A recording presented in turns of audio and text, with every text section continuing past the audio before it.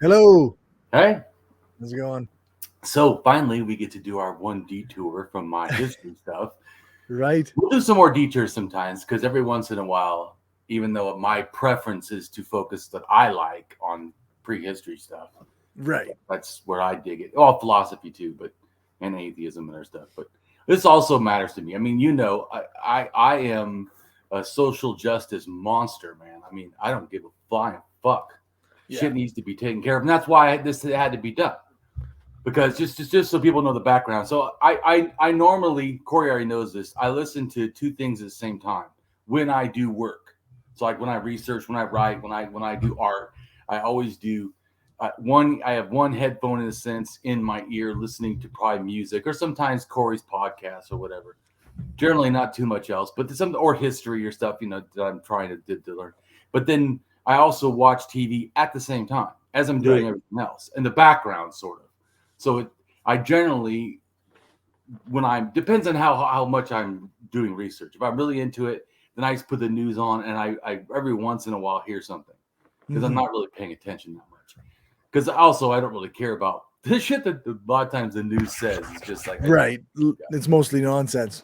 Bro, yeah, especially as social anarchists. Yeah, Yeah, that's right.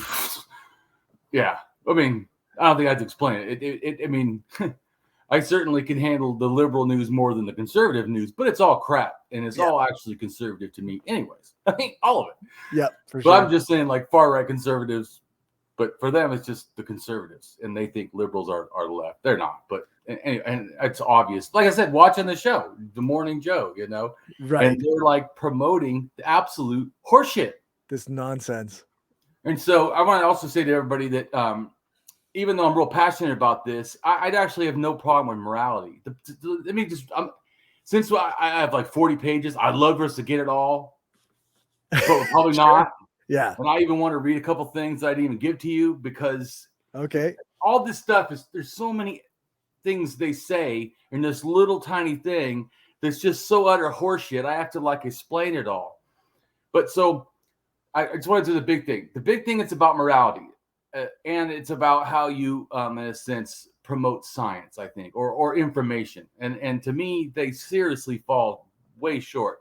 One person's a Christian, one's an atheist. I'd look at the atheist and go, dude, you should know better. Okay. Right. I mean, but then again, that's my general argument. I would say with most atheists is how the fuck can you be so critical on seeing the flaws of religion and then just go, the rest of society, fuck it. I mean, not on all atheists, but I mean, too Some. many. Yeah. It's like they're fucking blinders. Like they have the God goggles on. They see God's problem like, oh, I mean, Yeah, every that's which right. way but loose. But you bring up any kind of thing about political, and they seem to have no like analyzation that's you know pro-human, which is weird to me because in a sense an atheist thing doesn't have a superhuman, so all Yeah. you have is the pro-human. I Yeah, would, that's right. anyways. Like I said, I don't understand it, Gory. I I was a used to have fucking I used to have a problem because when you discuss things like patriarchy or systemic racism or what right, have you, you'd go, well, you understand Christian privilege. You right. understand how privilege and systemic discrimination works in favor of Christianity, but for some reason you don't get it when it comes to white people or men. Like you're just not paying attention then, right? Right, and so, but then they actually, so they try to identify the wrong problem. Yeah. They explain it wrong first off. So the problems they address, we're going to address that. But the problems they try to address of why it's so important isn't even projected right. Yeah. Then they say what men's qualities. The chick put what men's qualities are. I mean, first off, procreation. Well, women do that too. So then both men and women have, I guess, Yeah. masculinity. I mean, it's fucking ludicrous. And then she says self mastery, which I'm going to read some stuff about self mastery and some research articles. Not my opinion, not her opinion either, but research articles that detested. And anyways, so it's crazy that she says that men are self mastery. Men actually lack self mastery. I mean, Right. that's why they do the bad behaviors. They lack self control and self mastery. They Sure. had self mastery, which is considered often like self control, interchangeable almost. when you're in self-control, you've mastered yourself. I mean, it's kind of self-explanatory. But anyways, to put that as like somehow that's a trait of masculinity is absolute horseshit. Yeah.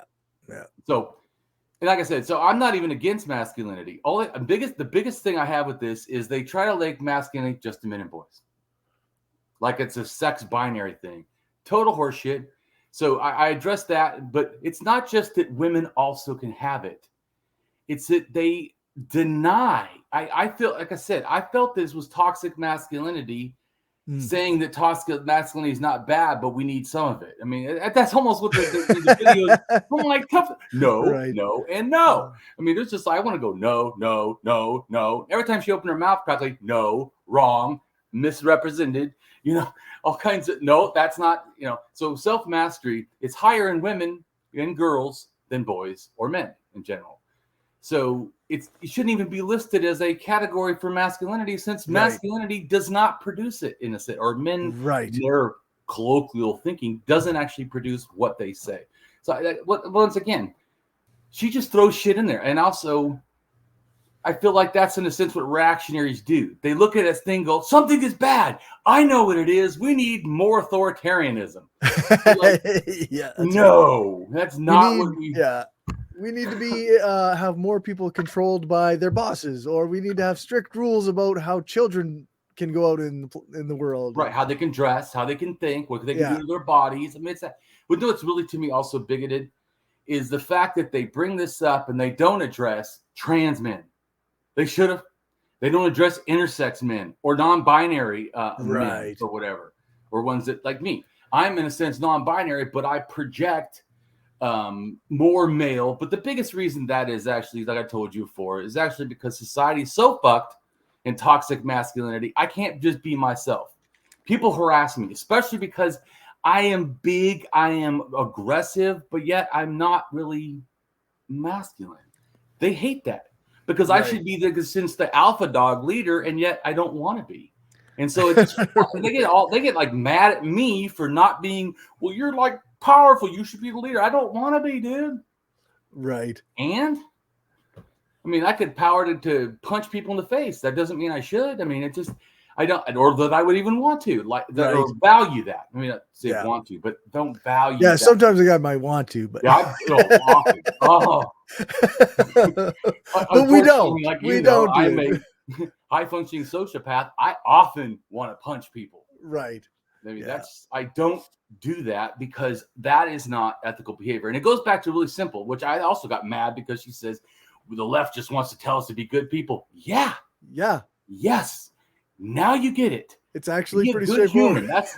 That's like my whole thing. I told you before, someone asked me, what are you all about? Really? It could be boiled down to really simple. I want to be a good human. That's simple. Yeah. And I feel you can't do that adequately in hierarchy. You can't, do it with a system that's got, imbalance like that.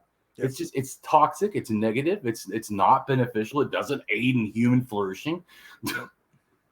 No, exactly. So anyways, but I just want to say that, so, and they also found out that trans people, I don't know if you're going to read it, so I'm just going to say it. Trans people have been found, in the South included, where they're the most conservative or whatever, that trans men have just as much ability to be masculine and understand a masculine clues, even probably being bigoted if they're in the South. Right. So this bullshit that your sex designed at birth gender somehow is what makes masculinity. It's just horseshit. It's just so for sure. And to me, also, this is the craziest thing. Cory, if you have to teach it, is it something innate? Nope. That's not how innate works. I mean, literally, they act like, oh, it's innate, boys, men, masculinity, like it's some, inner. It's not. No, literally not. Right. Then, like, well, if you ever get to the reading, which we are going to do, but I just feel like we're not going to get to all. So I want to just real quick kind of give a synopsis, and then we all have evidence to back it up. So, in intersex men, there's ones that are raised as girls, but decide they're male for themselves, right? And they're intersex. Just like I'm intersex, that's at my sex in a sense.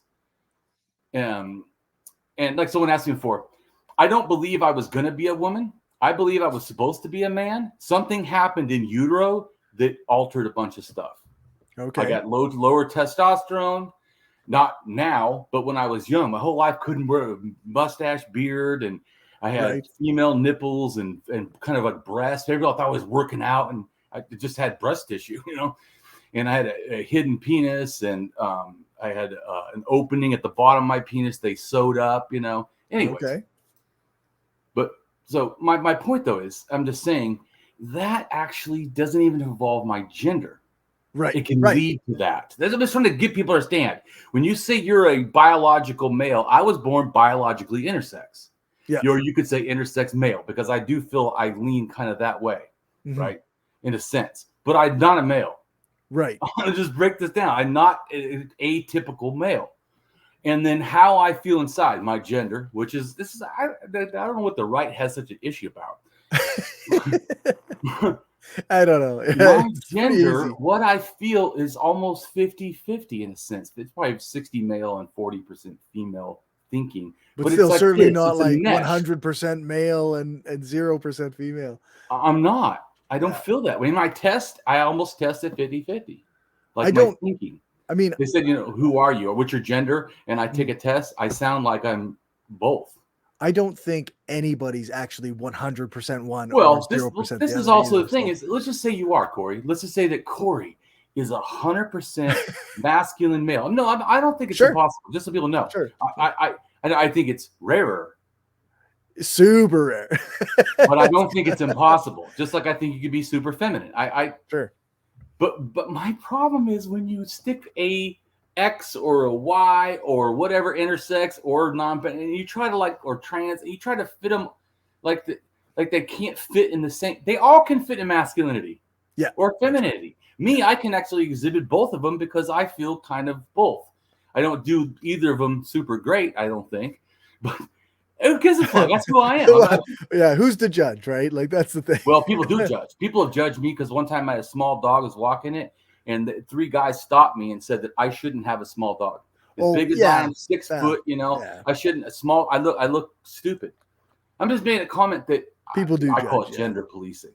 Yeah, no, it is. When they come out of and I always think, how would you come to me? I think I kind of look scary in it.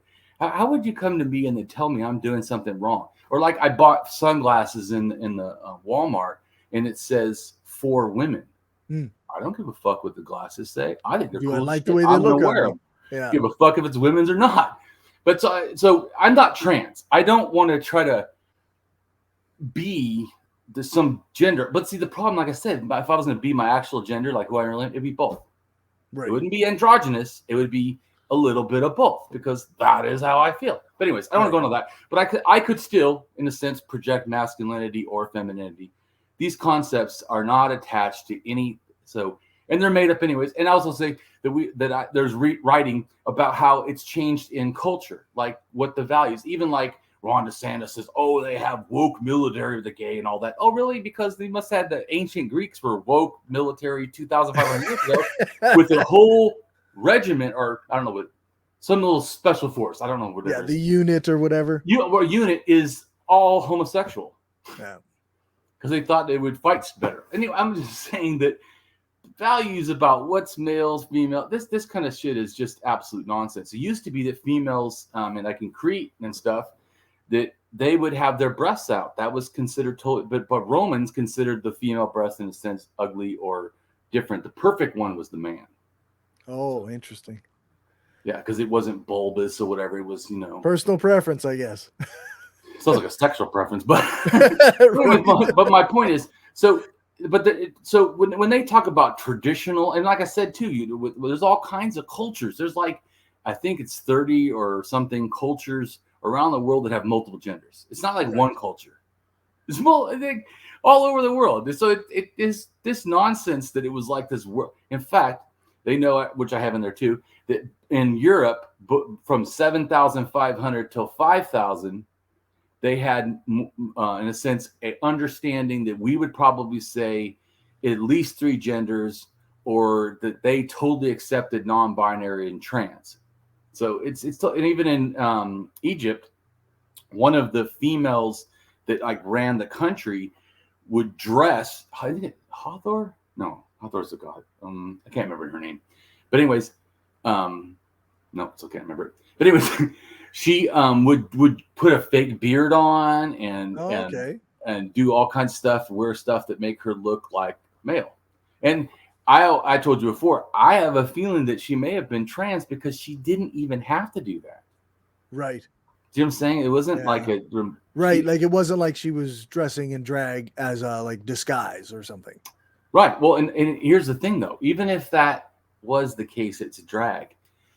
In Egyptian culture, when you trans looked like the other gender, you were. Right.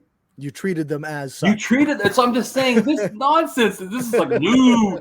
5,000 years ago, it's new, I guess. I mean, but that's just wrong than that, because if you go back beyond 5,000, that's the common thing. Right. Not the binary. Binary starts because of male dominance and war clan culture. Right. Patriarchy and all that starts really 5,000 and down. Yeah. By 2000, there's no more goddess religion in a big way. And even like in Hinduism, where they have a goddess that they kind of worship, there's always because she's with men. But when they have 3 deities that are male that they worship, they generally don't do a woman also. Okay. So my point is, it's still real sexist. It's still real exclusionary and all this. Anyways. So, but I want to go to the video. Let's watch the video so we can watch the nonsense. Okay. I believe it's this one here. Okay. Deconstruction of America begins with and depends on the deconstruction of American men. The left want to define traditional masculinity as toxic. They want to define the traditional masculine virtues, things like courage and independence and assertiveness, as a danger to society. Republican Senator Josh Hawley back in 2021 discussing what he calls the decline in masculinity. Though the Missouri lawmaker has been one of the loudest voices speaking out against these so-called attacks on manhood, his rhetoric has become all too familiar with young men in the country. This is an issue we've discussed on the show before. And for more, we're joined by writer for the Washington Post's opinion section, Christine Emba, and author, entrepreneur, and professor for 1 second. at University's Stern Business School. I was just going to make a comment.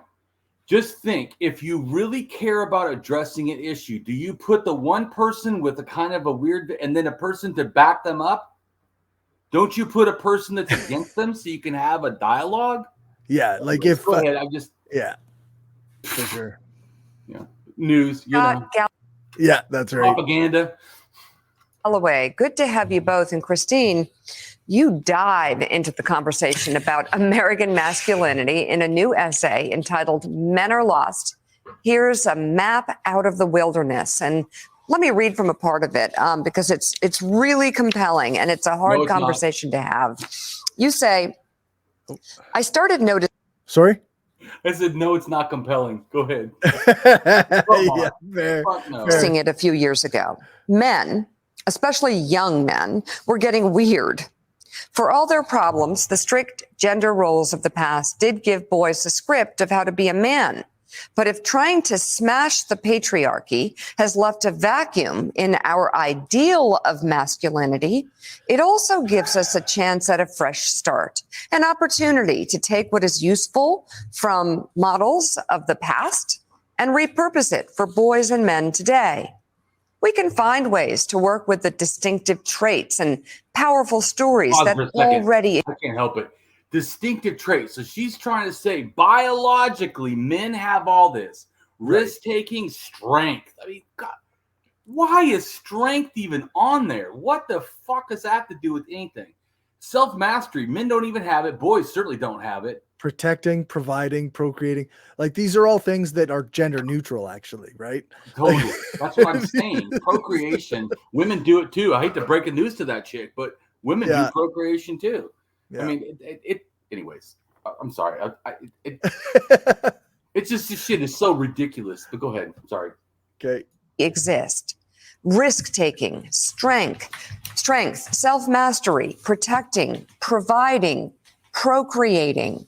We can recognize how real and important they are, and we can attempt to make them pro-social, to help not just men, but also women, and to support the common good. In my ideal, the mainstream could embrace a model that acknowledges male particularity and difference, but doesn't denigrate women to do so. It's a vision of gender that's not androgynous, but still equal, and relies on character, not just biology. And it acknowledges that certain themes, protector, provider, even procreator, still resonate with many men and should be worked with, not against. But how to implement it? Frankly, it will be slow. A new masculinity will be a norm shift, and that takes time. The women's movement succeeded in changing structures and aspirations, but the social transformation didn't take place overnight, and empathy. It has not occurred yet. What are you talking about? Like the women's movement just succeeded. All women are equal. That's Everything right. is great. Patriarchy's gone. Patriarchy has been smashed. You go ahead. No, you're right. Empathy will be required, as grating as that might feel. So what are the challenges moving forward, Christine, to actually make these changes? Do we have to confront what is happening right now? Yes, absolutely. And first of all, thank you so much for having me to talk about this. I do feel that it's a really important issue, even though I'm obviously not a man myself.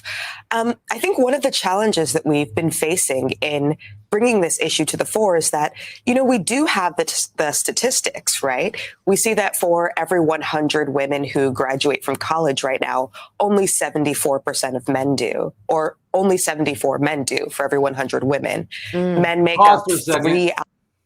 But remember, there used to be women weren't even allowed to go to college at all. Yeah. So maybe it always would have been more women. Well, not some new thing, not an effect of thing, There's a lot of reasons why that's the case, right? And it's not masculinity. No, and it's not because of masculinity. It's because, well, if anything, it's because of patriarchy. Yeah.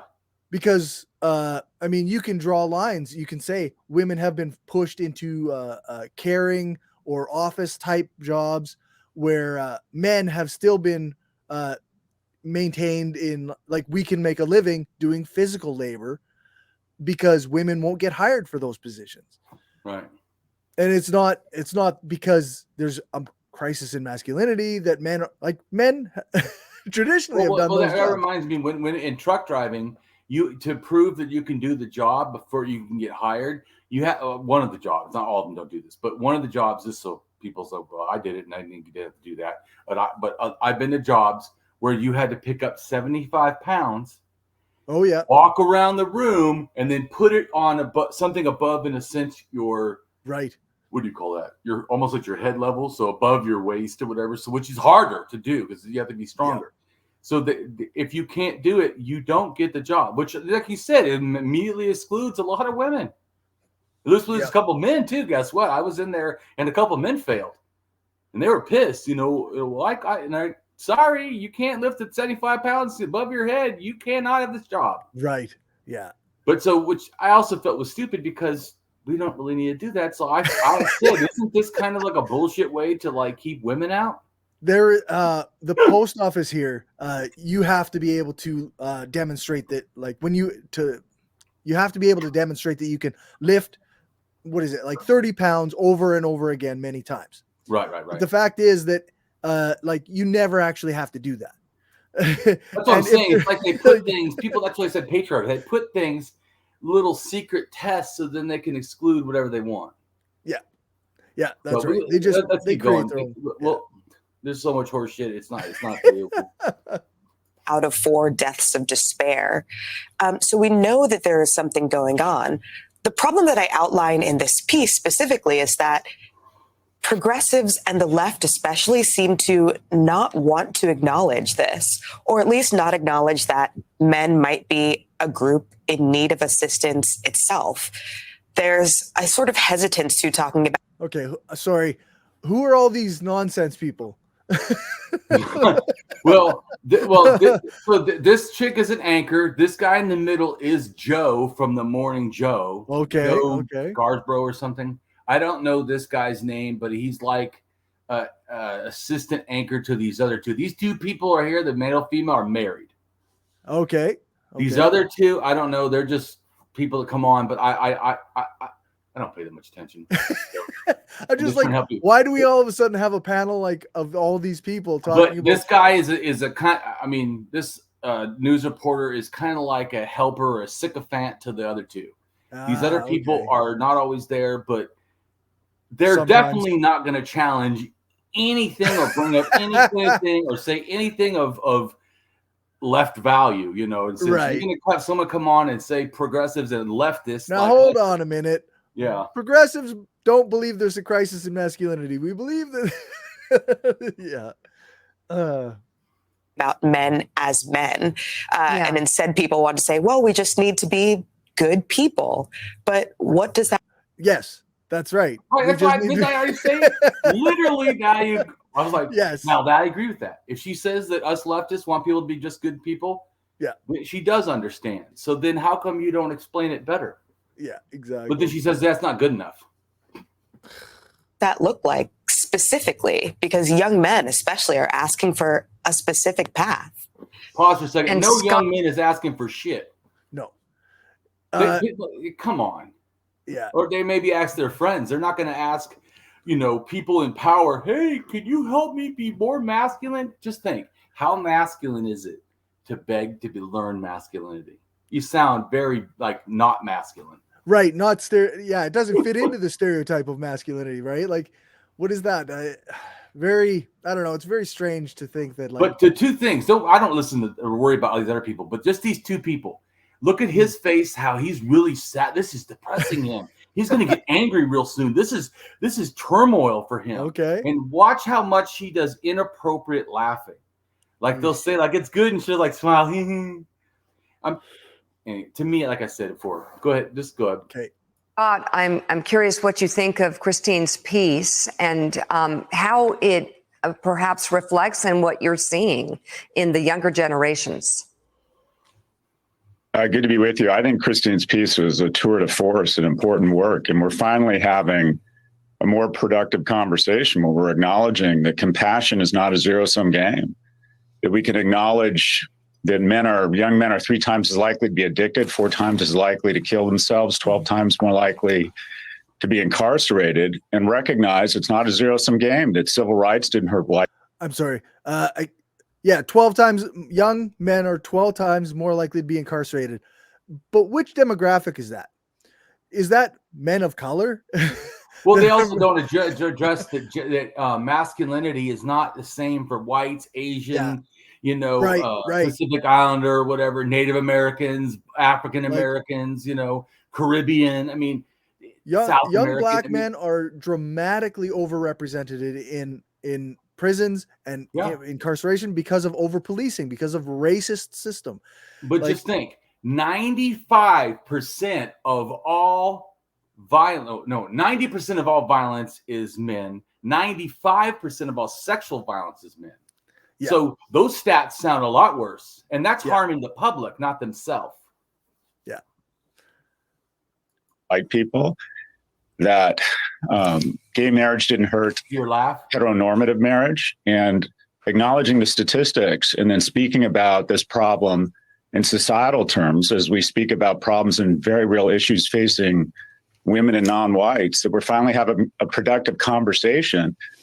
And also asking an important question: should a 19-year-old boy who has an education system bias against him? 19-year-old is a fucking man. Shut the fuck up, you fucking. They love to do that. They'll frame anybody as a man or as a boy, depending on how it serves their narrative. Yeah. Every time. I want to keep going because there's so much for you to do, but I'm just showing you why. So everything they say practically makes me mad. Go ahead. For sure. On a behavior-adjusted basis, boys are twice as likely to be suspended, 5 times as likely if you're a black boy than a girl. should that 19-year-old pay for the sins and the advantages of his father and his grandfather? These young men are. He's talking about privilege there.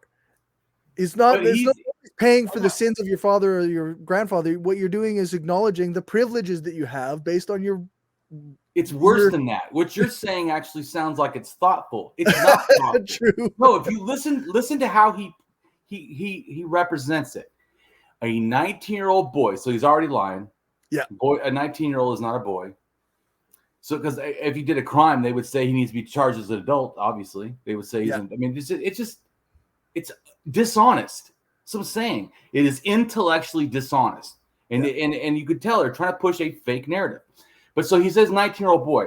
Then he said, should he? Because of course he thinks 19-year-old boys are in high school. Should he, get punished for the sins of his grandfather and father? And that is his belief of why more guys or boys that are 19 in high school are getting suspended. Because he's being punished, not because they have lack of self-control and toxic masculinity promotes bullying and there's violence. Not that many 19-year-olds in high school. But even if we could buy that, I'm saying you said like if he's like trying to analyze. Oh hell no! Right, he's not actually analyzing anything. He's saying why a 19-year-old boy. Which I don't know why he even brings up that.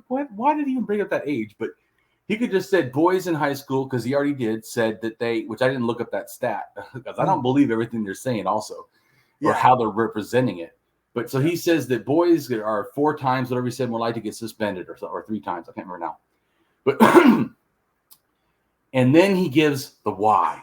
Should he had that happen because he's being punished? Males are being punished in society. Look at him. He's like distraught. Men are being punished, Cory. I mean, they're 19-year-old and they're in high school and they're getting suspended. And it's because society is punishing them for the sins of their fathers and grandfathers. I mean, just go. That's not it at all. Yeah. So much for self-mastery. Like, why? Even for him. So much for an honest character. Yeah. And saying we need to have honest debates. This is the most dishonest debate. Go ahead. Yeah. And there's no debate. Where is someone disagreeing? Like I said, put me on struggling. There, I would have ripped both of them in half. And because of the good work of Christine and a more productive dialogue, we're finally having a productive conversation around solutions instead of a gag reflex around the issue, because unfortunately, some very negative voices have filled this void where there was no discussion. Totally agree. Well, and that's what's remarkable, Christine, about your piece. I was reading the piece, and I would get certain parts. I go, wait a second, she's saying this out loud because this is what everybody's talked about, but they haven't said certain parts out loud. And, that's right. But one thing that you talk about that I think any parents or people that have known younger women have seen for some time. And it started with, I think our family about 10, 11 years ago, we would have friends of the family who, young women, and it would be like a Friday night and there was somebody that they were dating and would say, oh, you're going out, with so-and-so. No, he's playing video games. No, he's doing this. No, he's getting it, and we weren't prodding but we've all had these conversations, and it started about 10 years ago. Pause for where a second. I would like say to me, guys, go, wait, a lot of it. So guys are playing video games. How does that even? No, I think what part of what is going on here is like they just don't understand the world. Like, young people play video games. It's one of the cheaper things they can do without going out into the world, because none of them can, because so many people can't get good, decent paying jobs. So they can't afford to go out because everything's so fucking expensive. Like, of course he's at home playing video games. But let's just say that all boys, because that's kind of like who he's like. Look at his face. That's all. I mean, he doesn't understand. What if all boys? Because let's just. To me, you buy their bullshit. What if all boys like to play video games? And is that so related? Fucking what? Is that, even if it was an addiction, is that a masculinity thing you're saying? Nope. You're saying it's a lack of masculinity while they play these games, or is it masculinity and toxic? I mean, anyway. In a discussion of it's actually really like, I guess, kind of sexist, actually, because because it's not like a gender thing. Like lots of women at 19, 20 years old are gamers. Like it's very common. And it used to be harder for women to get in because of sexism, not the lack of masculinity. Yeah, that's right. Probably too much masculinity. But anyways, but I'm just saying, he brings up an issue that is like, you see how it's not critical. Really. He's not even analyzing. He's like, yeah, I have weird experiences, and you bring up things that are weird. I mean, it's just, go ahead. Yeah. I want to get to it's the kitchen sink approach, right? Like they just throw everything in it. It's nonsense. It's like nonsense on top of nonsense on top of nonsense. Yep. Yeah, it's a lot of these guys in their 20s and early 30s are playing video games and watching porn and staying inside of their house and living with their parents and are because they can't afford to buy a fucking house or rent. What does that have to do with masculinity? So if they were masculine, they would no longer play video games, have money so they could afford not to live with their parents. Just see them saying it's just like, go ahead. Not moving forward, but we really didn't know what was going on. We know now, and it is not good. And that's what I loved about your article. It was like, don't run away from masculinity. Don't pretend it's not there. But as you said, and as Scott said all along, use those strengths, use those traits in a way that helps all of society. And as Scott says, the key to it is that it's used to protect others. Right. I think that's exactly right. This was a question that I started asking myself when I was writing my book, Rethinking Sex, which came out last year. I talked to a lot of young women, and they also mentioned that the men who they were hoping to date were just not there. Exactly as you said, they were, at home playing video games and watching porn, or just not stepping up. And then talking to guys themselves, they almost seemed confused as to what they were supposed to do. Like, are we allowed to talk to women? Are we not supposed to? Okay, so frankly, they're talking about like guys like exactly like the group of people I hung out with back in the 90s. Like we were in our early 2000s, we were in our 20s. And all we did was party and drink and watch porn and play video games. And so what's the difference between 2000, 2002 and 2023? But how now is it's that a masculinity issue? The fact of playing video game. I mean, it's just no, it isn't. They're just talking bullshit. It's like, and where's her studies? Where's her things that relates to what she's saying? She acts like everyone knows masculinity is bad, but no one's done any research on what to do, and there's no counseling, right? So obviously the mental health profession, she feels, has just dropped the ball, which is totally bullshit, because that's not what's happened. They've done tons of research, which is in the blog. Let's hurry up and go. I want to get to the reading. Talk to women. I'm so confused. I guess I'm just not going to do anything at all. And they're looking for a path forward, but unfortunately, progressives and the left are not really offering a path. So instead they turn to fuck you. Often right-wing figures. Josh Hawley is one of the tamer of the bunch, I would say. But even people like Andrew Tate, who has become famous recently after being retweeted by Elon Musk, and more importantly, being imprisoned in Romania for sex trafficking. Those are the examples they go to, these awful models of masculinity, because there aren't better pro-social models of masculinity that they can look towards. And that seems like a real lack in our society.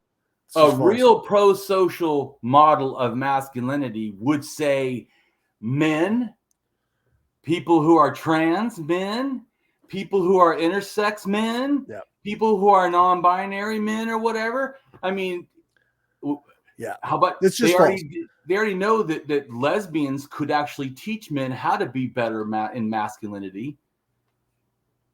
Yeah. It's just straight up false. If a young man is looking for a role model, there are plenty of examples out there of good men doing things in the world and being pro-social, but they don't look for those. They're just looking for problems. I know Cory's a good example of a man. And who is that? I'm not a good example because I don't really classify as a man, but you do. So you are authoritative in the fact of how to be a good man. And guess what? It's not this bullshit. That's right. But let's go. He's going to get more mad. Okay. You know, because that's how you know it's true. That's how you fix things, right? Oh yeah. And it's only going to get worse as, you know, a vast swath of young men begin to feel more and more lost and disappear. Scott, I have both a teenage daughter and a teenage son, and I have different concerns about each of them. Obviously, the challenges for a young woman with social media and so many other things coming up in this world. But also when I think about my young son, and I'm curious what you think about this, he will hear out there things like toxic masculinity in boys and all these things that have sort of been injected into the bloodstream. And there is a generation, it's just true, it may not be a welcome thought for some people watching. It's just true that there are young boys now who are hearing from the time they are, you know, sentient, basically, that they are inherently, there's something wrong with them. Okay, that's not true at all. I know. That's why I said they just say bullshit. They're reactionaries. They say bullshit and then to a bullshit subject that they don't even explain right. And then they put it, to me, you could tell it's dishonest because she starts out by how the left, I mean, you want an honest thing? I didn't try to make it that way. I just tried to address it. So to me, it's just fucking dishonest all over the place. It is. There's something bad. They need to temper themselves and tame themselves a little They bit. do. What is the impact of terms like toxic masculinity? It's shame and it's rage. And to not acknowledge that we're having an important conversation about the continuum of sexuality, and we need to acknowledge that everyone along that continuum deserves a certain amount of dignity and respect and equal rights, but also to embrace our, you know, those among us who are binary, to embrace masculinity. Masculinity is a wonderful thing. And essentially on the far left, we've decided that Did you see how he sneaked that in? Those of us who are binary can do masculinity. Oh, like I already said, dickhead, masculinity, in science knows this, is not limited to men. So there isn't a binary. Yeah, exactly. You're saying you choose masculinity because you feel you're a binary, but I'm non-binary and I could choose it too. I just don't care for it. It's not me. Yeah, that's right. And frankly, I do identify as a man. I have my whole life, and I reject so many of the things that they say. Right. But he gets a little worse. But then once he does it, it's almost the end. Then we'll finally be done with this crap. Yeah. Masculinity is being more feminine, and yet the majority of women will say that they want men to initiate romantic interest. 75% of women still consider economic viability a key consideration in selecting a mate. It's only 25% for women. What does that have to do with men? So even if it's true, that's all. It's such bull. They just throw every fucking the kitchen sink. It's like gobbledygook. It's like a logical fallacy where you just throw all kinds of stuff that sounds crazy. Yeah, it's the Gish Gallop. We just throw a bunch of fucking claims against the wall, and you know now just you throw have every fucking thing out there and just sound upset and have her laugh every time that they say shit. And you know, fuck, they've solved it. Yeah, it always brings up the quote to me about the truth, or a lie can travel halfway around the world while the truth is still putting on its boots. For every claim that they make, it's going to take us an hour to fucking debunk it. Right. And people really need to go look at the blog and read the blog if you really want to understand like my perspective, sort of. I just put more like links. I say a little bit, but I just put more information to show you that they're wrong. Yeah. Very wrong. Very. All over the place. So while the world wants the positive aspects of masculinity, young people are told that masculinity is a negative. Masculinity is a wonderful thing. And just to move to solutions, you're talking about your boy. The point in a boy's life where he comes off the rails and starts becoming one of these poor citizens, quite frankly, more likely to engage in misogynistic content, less likely to believe in climate change, starts blaming women for his problem or his parents. I'm sorry. I can't let that go. He's that guy. Dude, I told you I was angry. Remember the other time last week? I couldn't help myself. I was fucking pissed off. I watched it. I was sitting doing my stuff and I'm watching. Going, oh my god, what? Yeah. Oh, Young men who learn appropriately about toxic masculinity, who learn about feminism, are not the ones that come out misogynistic. Who are not the ones out here denying science, which. Climate change denial is not part of this discussion. Once again, another Gish Gallop. He's just throwing all kinds of shit. Well, that's what I was trying to say. Do you see the deceptiveness? They just throw like shit out there that doesn't even. Fuck. These are not coherent nonsense. arguments. Is my point. No, there's nothing coherent in this entire segment. That point is when they lose a male role model. So I think moving to solutions and helping to redefine masculinity, which we get to do, it's a societal construct. The ultimate expression of masculinity, including you finally said it out loud. One true thing. It's not biological. It's not going to be limited because we make it up. Yeah, one true thing in the entire. Yeah, there you go. That was about the only true, correct expression. From some of the men around this table, is to take an interest in the life of a young boy that isn't yours. That is when boys start to fail, is when they don't have a male role model. And even to acknowledge that young boys need older men in their lives evokes a negative reaction. It's a wonderful thing to be involved in. You can't have two lesbian moms, right? Begins how with about this? That's fine. We're done with the video. I hate this thing. So it doesn't listen to every dumb fucking thing that comes out of their mouth. But what I'm saying is, even if you buy the shit that they're kind of saying, it still isn't equal what they say. No. But they're wrong on like, let's go ahead and start reading the stuff. And if you see a picture or something in there, we'll just talk about real quick and then move on because we have a lot. All right, yeah. So the first picture is Christine Emba and Scott Galloway. It's a screenshot from the segment. Right. And this pic, it says, this pic is from Morning Joe, Why Men Have Turned to Awful Models of Masculinity and How to Change It. This is related to an opinion in the Washington Post, Men Are Lost. Here's a map out of the wilderness by Christine Emba. And she says, I started noticing it a few years ago. Men, especially young men, were getting weird. It might have been the incels who first caught my attention, spewing self-pitying venom online, sometimes venturing out to attack the women they believe had done them wrong. It might have been the complaints from the women around me. Men are in their flop era, one lamented, sick of trying to date in a pool that seemed shallower than it should be. It might have been the new ways companies were trying to reach men. The average hoodie made these days is weak, flimsy, growled a YouTube ad for a tactical hoodie. You're not a child, you're a man, so stop wearing so many layers to go outside.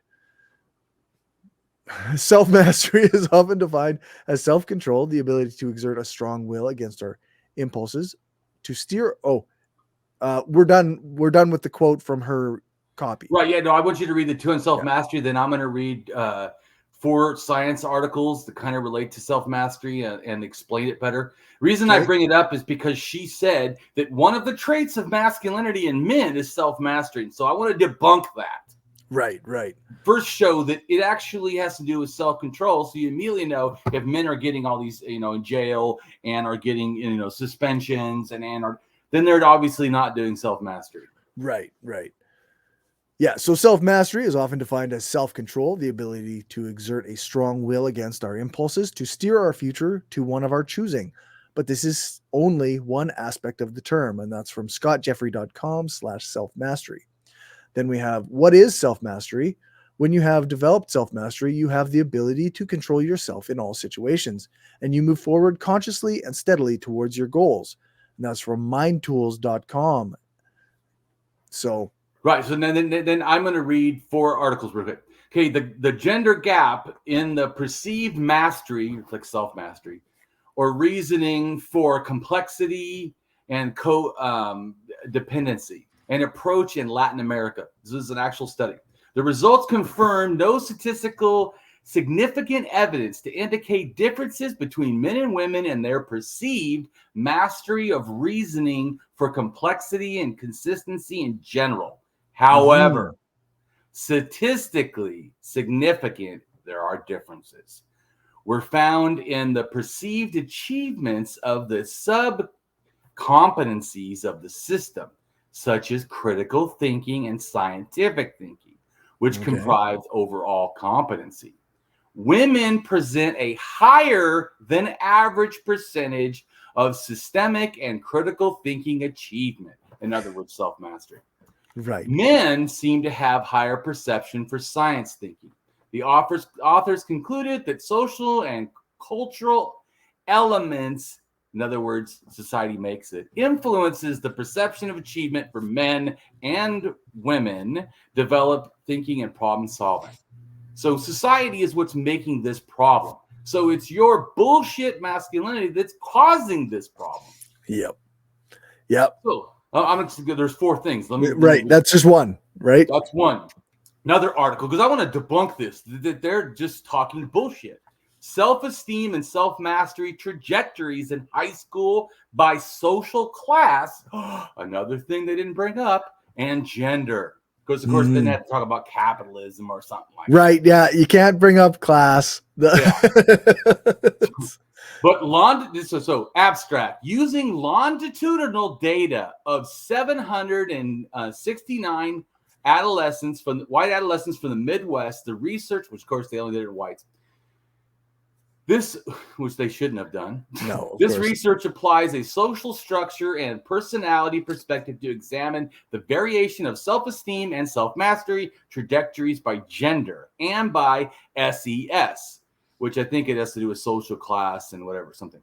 But across high school years, analysis revealed that high SES adolescents experience specifically steeper gains in self-esteem and mastery compared to low SE adolescents. The results reversal of SES differences in self-esteem and the emergence of significant differences in mastery.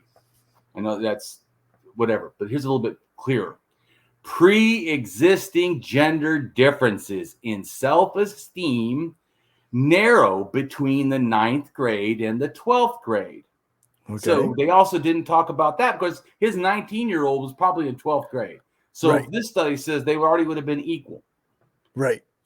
So what fuck is he talking about? If that 19-year-old's still acting inappropriate, then he doesn't have self-mastery because self-esteem increases at a faster rate among girls than among boys during high school. Mm-hmm. So once again, not a masculine bullshit. The SES and gender differences in self-concept growth are explained by what? Masculinity? No. By changes in parent-adolescent relationship quality and stress exposure to the adolescent. Yeah. So not masculinity. Specifically, though, boys and adolescents, so boys, like they're talking about, right? Men or boys, 19-year-old.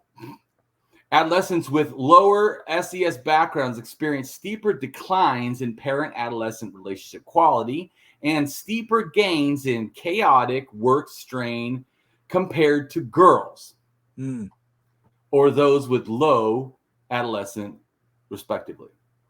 So once again, it's not the way they're projecting this. It's not like men are always self-mastery. It's not actually women are. No. Yeah. Where does gender fit in the measurement of self-control, i.e. self-mastery? There's another article. Abstract. Gender role in self-control measures has been largely neglected. Yeah, even by them.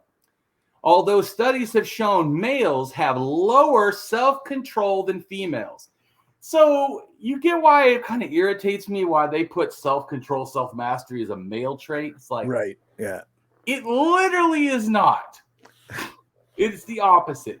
Rarely have researchers questioned these items in the measure of self-control to be used for these groups. The study used a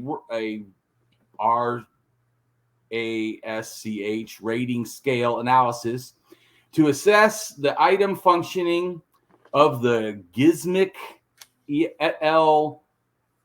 24 item self-control scale. I don't know what that is. For males and females using the sample of young adults. Now we get to the results. And of course, it doesn't support what they said, that Of course not. masculinity has self-control and self-mastery. Results indicate that 33% of the scale items show differential functioning or item bias. That is, now they're going to explain it a little bit easier. After controlling for self-control, females found 1/3 of the items to be either more or less agreeable than males. So once again, females have a more varied self-control than men do, which, yeah, maybe that's why they get suspensions. They have less self-mastery. Maybe we should teach them self-mastery, not masculinity. Anyways, so the once biased items were removed from the scale, males on average still had lower self-control, i.e. self-mastery, than females. In addition, after excluding biased items from the scale, trying to make it more fair for men, really, but they still look bad, the effects of self-control on criminal behavior, which he talked about, right, and other outcomes was similar to the effect with the 24 scale. So the scale really wasn't that big in it, suggesting further research on the gimmick self-control scale limitations that are discussed. Who cares? So then here's another one. Meaning in life and adolescent self-control, i.e. self-mastery. The effect of perceived social support and its gender differences. So self-support, not masculinity. The result obtained in this study showed, which I also gave you an article the other day that said that they found that even children that have hard lives, if they have a really caring, supportive parents, well, it doesn't be a caregiver. It's a supportive structure. That's what they're talking about. Support, social support. When you have social support as a child, you do better. Yeah. Which I already have said before, that children need 3 things to flourish, in a sense, and do well from adults. And that is, in a sense, that you're understanding, and that you're supporting them, and and that you're guiding them, that you're helping them, because children they definitely want help. So I don't disagree they want help, but they don't ask for it. She says that young men ask for help. No, they don't. That's not how that works. No. Yeah. And if they are, then they already don't need help with masculinity, because they obviously have self-mastery. Anyways, so further, right, gets worse. It has been found, right, evidence that they just talk bullshit. Here's some evidence. Gender moderates the second half of the pathway of the model of meaning in life on self-control, i.e. self-mastery. Specifically, once again, what is the problem, Cory? Perceived social support is stronger predictor of self-control for females than for males. The result of the study suggests that enhancing perceived social support promotes self-control, i.e. self-mastery. So, Cory, is it masculinity, or is it like they say in science, it was social support? When that's better, the child does better. I mean, but do you even have to be told that? No.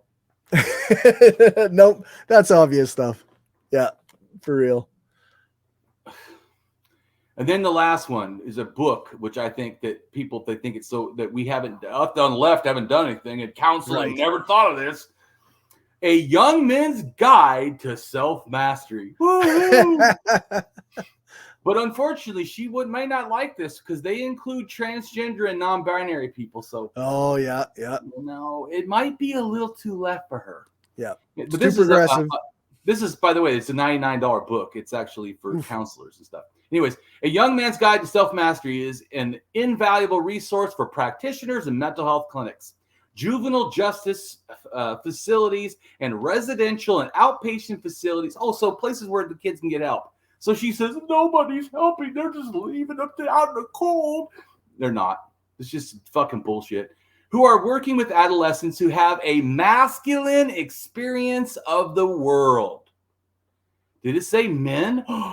This is designed for a wide range of youth, including those who are, it's scary, transgender or non-binary. Yeah. Yeah. It is a trauma-informed, gender-responsive treatment program. Ooh, we're not leaving boys out in the cold. That addresses the impacts of socialization and adverse trauma, life experiences, and how to contribute to impaired, we already know, critical thinking, because that study already showed men lack this, or boys lack this compared to girls, lack critical thinking, trouble in dealing with emotions, right? Because their toxic masculinity doesn't let them have emotions. Yeah, because they're told to suppress any emotion that isn't rage. Right, right. Like he said, he had rage. Antisocial behavior and substance misuse, because substance misuse, they also talked about that we need to help masculinity because men are doing substance abuse more than women. Right. Here's a book.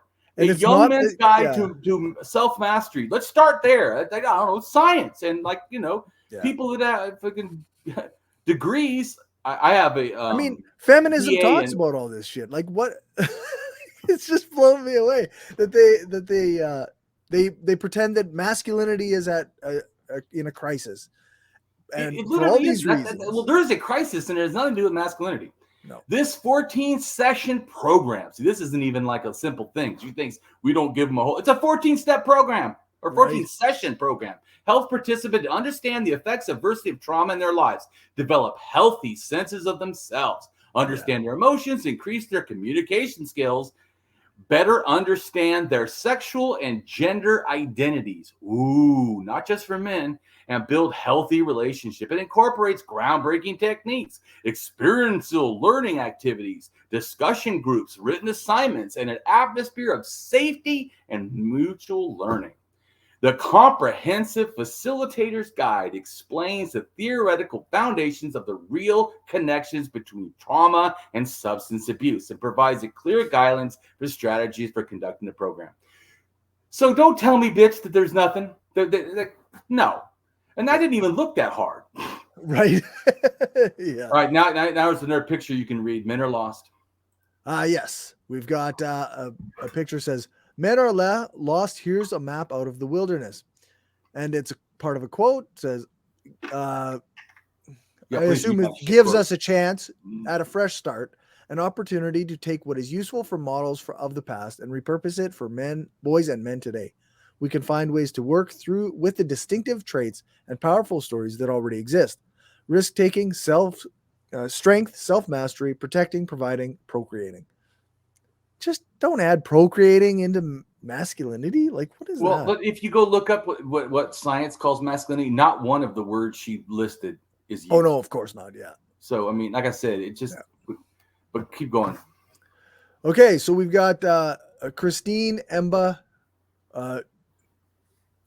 She said that at 2 minutes into the video. 2 minutes? Yeah. Yeah. Okay, so now Christine Emba grew up in Virginia and attained a Bachelor of Arts in Public and International Affairs at Princeton University. Emba was raised as an evangelical Christian, but converted to Catholicism during her senior year at Princeton. In March 2022, Emba released her book Rethinking Sex, a provocation published through Sentinel. The book discusses sexual ethics, focusing on sexual consent, casual sex, and sexual liberation. In the same month, she wrote an opinion essay in the Washington Post titled "Consent is Not Enough. We Need a New Sexual Ethic," taking excerpts from her book. In Rethinking Sex, Emba argues that the increased access to casual sex in our modern sexually liberated society has left people, particularly women, but also men, feeling unhappy and unsatisfied. That's not why. She criticizes the idea that sex can be meaningless and further argues that sexual partnerships have been commodified, that's capitalism, through online dating applications that women have been dehumanized through the normalization of sexual choking and anal sex and pornography. That's not why. See right there, sex and pornography has nothing to do with anal sex. I had anal sex with my wife for a long time until she said she didn't feel like it, and I told her you don't have to. Yeah, she was under the thinking that she had to do whatever a man said. And I said, you should do whatever's right for you. Yeah. Yeah. So I'm just making a comment that this is not in sexual choking. I know people that would like both of these. Women have been dehumanized, but it's not. And I mean, pornography doesn't necessarily help. A lot of porn is bad. Well, yeah, I'm not, I don't even want to go into the porn, but I'm just making a comment but I'm just saying Yes. There's BDSM that like sexual choking and like anal sex. So yes, the fact that she does it is normalized. What's wrong with normal? If they want it, see, because it goes back to consent. Her thing is bullshit. Go ahead. Sorry. Like the thing is, like I'm reading Anti-Woman by Bell Hooks right now, and she's talking about like the dehumanization and fetishization of women in the Victorian era. Right. Like, come the fuck on. Like, you can't fucking blame it on this. I added your quotes that you said kind of about masculinity and about men not wanting to have a women with children. I added that to the end of the blog. Oh, okay, cool. Well, I thought it kind of relates, so I added it. Yeah. So anyway, her opinions are total bullshit, leading to a bleak romantic landscape. Yeah, that's well, right. what if they want to have sexual choking and anal sex, and they want to watch porn with you? You know what I'm that's saying? right. That's not bleak at all. If that's consensual and Dude, partners. And me and my wife, we have an open marriage, and we have dated a woman before and had sex with a woman and watched porn together before, and then after watched porn again after we had all had sex. Her deciding what's a good marriage or what's a good relationship should be the people. Like I said, what I found out is my wife is okay with that, but she doesn't really like the anal sex, so we stopped doing that. Yeah. I'm just making a comment. That didn't mean she didn't like the having sex with women or watching pornography. You know what I'm saying? Yep. I'm just making a comment. Is normalization her dehumanizing normalization? Like, oh my god. Yeah. The trouble is that she's applying her Christian beliefs. That's right. She would say my marriage is terrible. That's right. Like she would think that you must be unfulfilled. Your partner must be unfulfilled because you aren't following her ethics, and that's bullshit. Exactly. Or that I'm not caring about my partner. Really? I told her it's okay for us not to do anal sex because she felt uncomfortable with it. We had been doing it for, I don't know, like 6 years. Right. And then she, because this is the problem too. I'm an anarchist, but she wasn't in a sense. I mean, she was letting men totally walk all over her. And I said, no, you matter too. It's not like just do whatever Damien wants. Right. But see, I think that's a good thing to follow as in say masculinity or a good rule to follow as a good person, that you care not just about what you like to do, but also what your partner likes. I mean, exactly. Right? Almost like this is a mutual exchange of pleasure for each other. Well, and some of the things that she's willing to do with me and some things she's less willing. You see what I'm saying? Yeah. And so instead of forcing it, like would be my nature to do, I said, you know what? Let's do what you like to. Yeah. But I'm saying, but that actually has made our relationship super good. I mean, my mom was so mad because she had like this traditional Christian marriage and it was just terrible. And here mine was I had girlfriends and my wife have sex together with other people and I watch a porn together, all that crazy shit. Yeah. And yet if you ever see us, people, we used to go to a lesbian bar together. Everyone thought I was gay because I'm kind of gender, so I don't act super male. So they thought that I was her gay friend. And we don't wear wedding rings because neither of us own each other. Right. That's our feeling. Just like when we took our last name, she didn't take mine, I didn't take her. We invented the last name. Nice. Because I wanted to make a point we're equal. Neither of us is gonna lose or take something. That's just my own thinking. But because I'm more, in a sense, feminist type of thinking, or equality, whatever. Yeah. Anarchist. Like I said, relationship anarchy. That's kind of, I like that. I feel like but once again, it's kind of like an ethical thing. Isn't that a better way to be? Yeah. It doesn't. That's like I said. I know for you, and for some people, maybe it's more political, like why you're an anarchist. For me, it's almost all ethical. Right. It's how I run things, how my thinking is. I'm a value theorist. Right. Everything's about values and ethics and morals. So there's never a time that's not that, in a sense. That's just a frame I kind of view the world through. So I just have different behaviors. And like someone before said, I'm the most woke person they ever met, but I don't even use that term until like I said, all the anti-woke say shit. And I'm like, okay, I guess I'll start saying that or, acknowledge. Yeah. Because I felt that, no, I'm not really trying to be woke or not woke or be better than people. I'm just trying to be a good person. Yeah, for sure. So, but let's keep. Yeah. So Emba states that while consent in sex is necessary, it is not enough, since even consensual sex can leave people feeling unhappy. She argues, feeling unhappy. What the fuck? There's sex that we have even with our partners, not as good as like always. Yeah. I just define feeling unhappy. Like we need to check we need to change social ethics of consent because people aren't happy. Because some people aren't happy sometimes. Or not the same. Well, I'm not happy about the world, so I guess we should change it then. Let's do that instead. But go read her response. Okay, so she argues consent cannot be the only rule. Her book Reception. Michelle Goldberg wrote in the New York Times that Emba's book was, quote, bold and compelling even when I disagreed with it. In the progressive Christian magazine, Sojourners,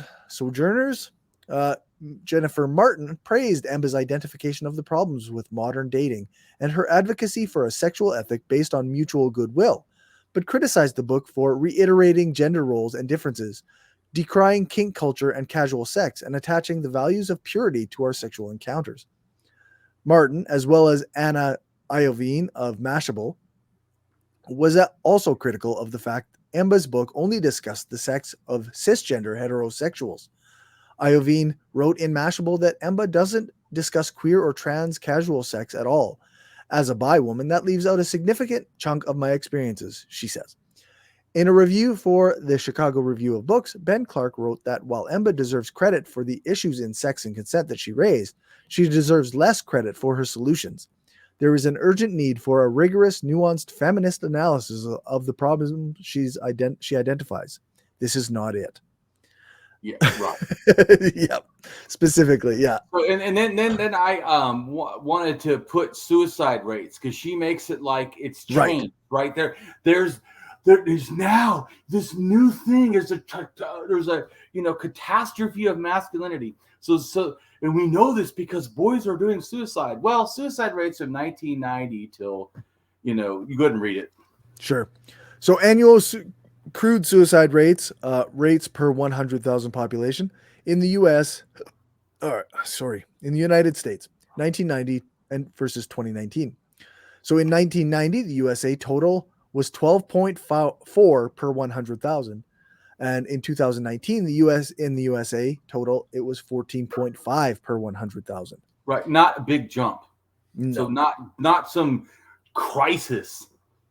Right. Yeah. I'm not saying it's not good that people are killing themselves. That those people matter. That matters. But what I'm saying is there's no crisis. It's not like it was 12 and then it's 100 now. Right. Exactly. Yeah. You know what I'm saying? It went up 2.1%. In 20 years? Yeah, that's right. Yeah. 30 years. Almost 30 years. Yeah. I'm just saying, so it shows that what they're talking about is just they're using stats in a way that's, to me, intellectually dishonest. Yeah. Yeah, that's right. So at around 3 minutes, 45 seconds, Christine Emba states, men are more likely to die from what she labels deaths of despair, which actually describes rates of suicide. So we know something is going on, and what she thinks is progressive and leftists don't want to acknowledge this, or at least don't express that men may be a group that needs help. There's a sort of hesitance in talking about men as men, saying instead that we need to just be good people. But what does that look like specifically? The young men are asking for a specific path. Wrong. This is an old issue. Yeah, this is from Damien. Like up in Black 2 where I said actually describes suicide rates. That's me. Oh, that's you as well. That's me going, she says despair. But deaths of despair, actually, I'm explaining that she's hiding what she's really talking about. Yeah. It's the suicide rates. So, yeah. So Damien says this is an old issue, not new, on suicides and males, and it is well known and researched as the issue has always been this way and not connected to threats to current masculinity, as she seems to imply. Always. Did I say it loud enough? Yeah, I think. Go ahead and got to back me up. So go ahead and let's read some stats. Research shows that while women tend to experience more suicidal thinking, men are far more likely to die by suicide because men choose more lethal means of suicide.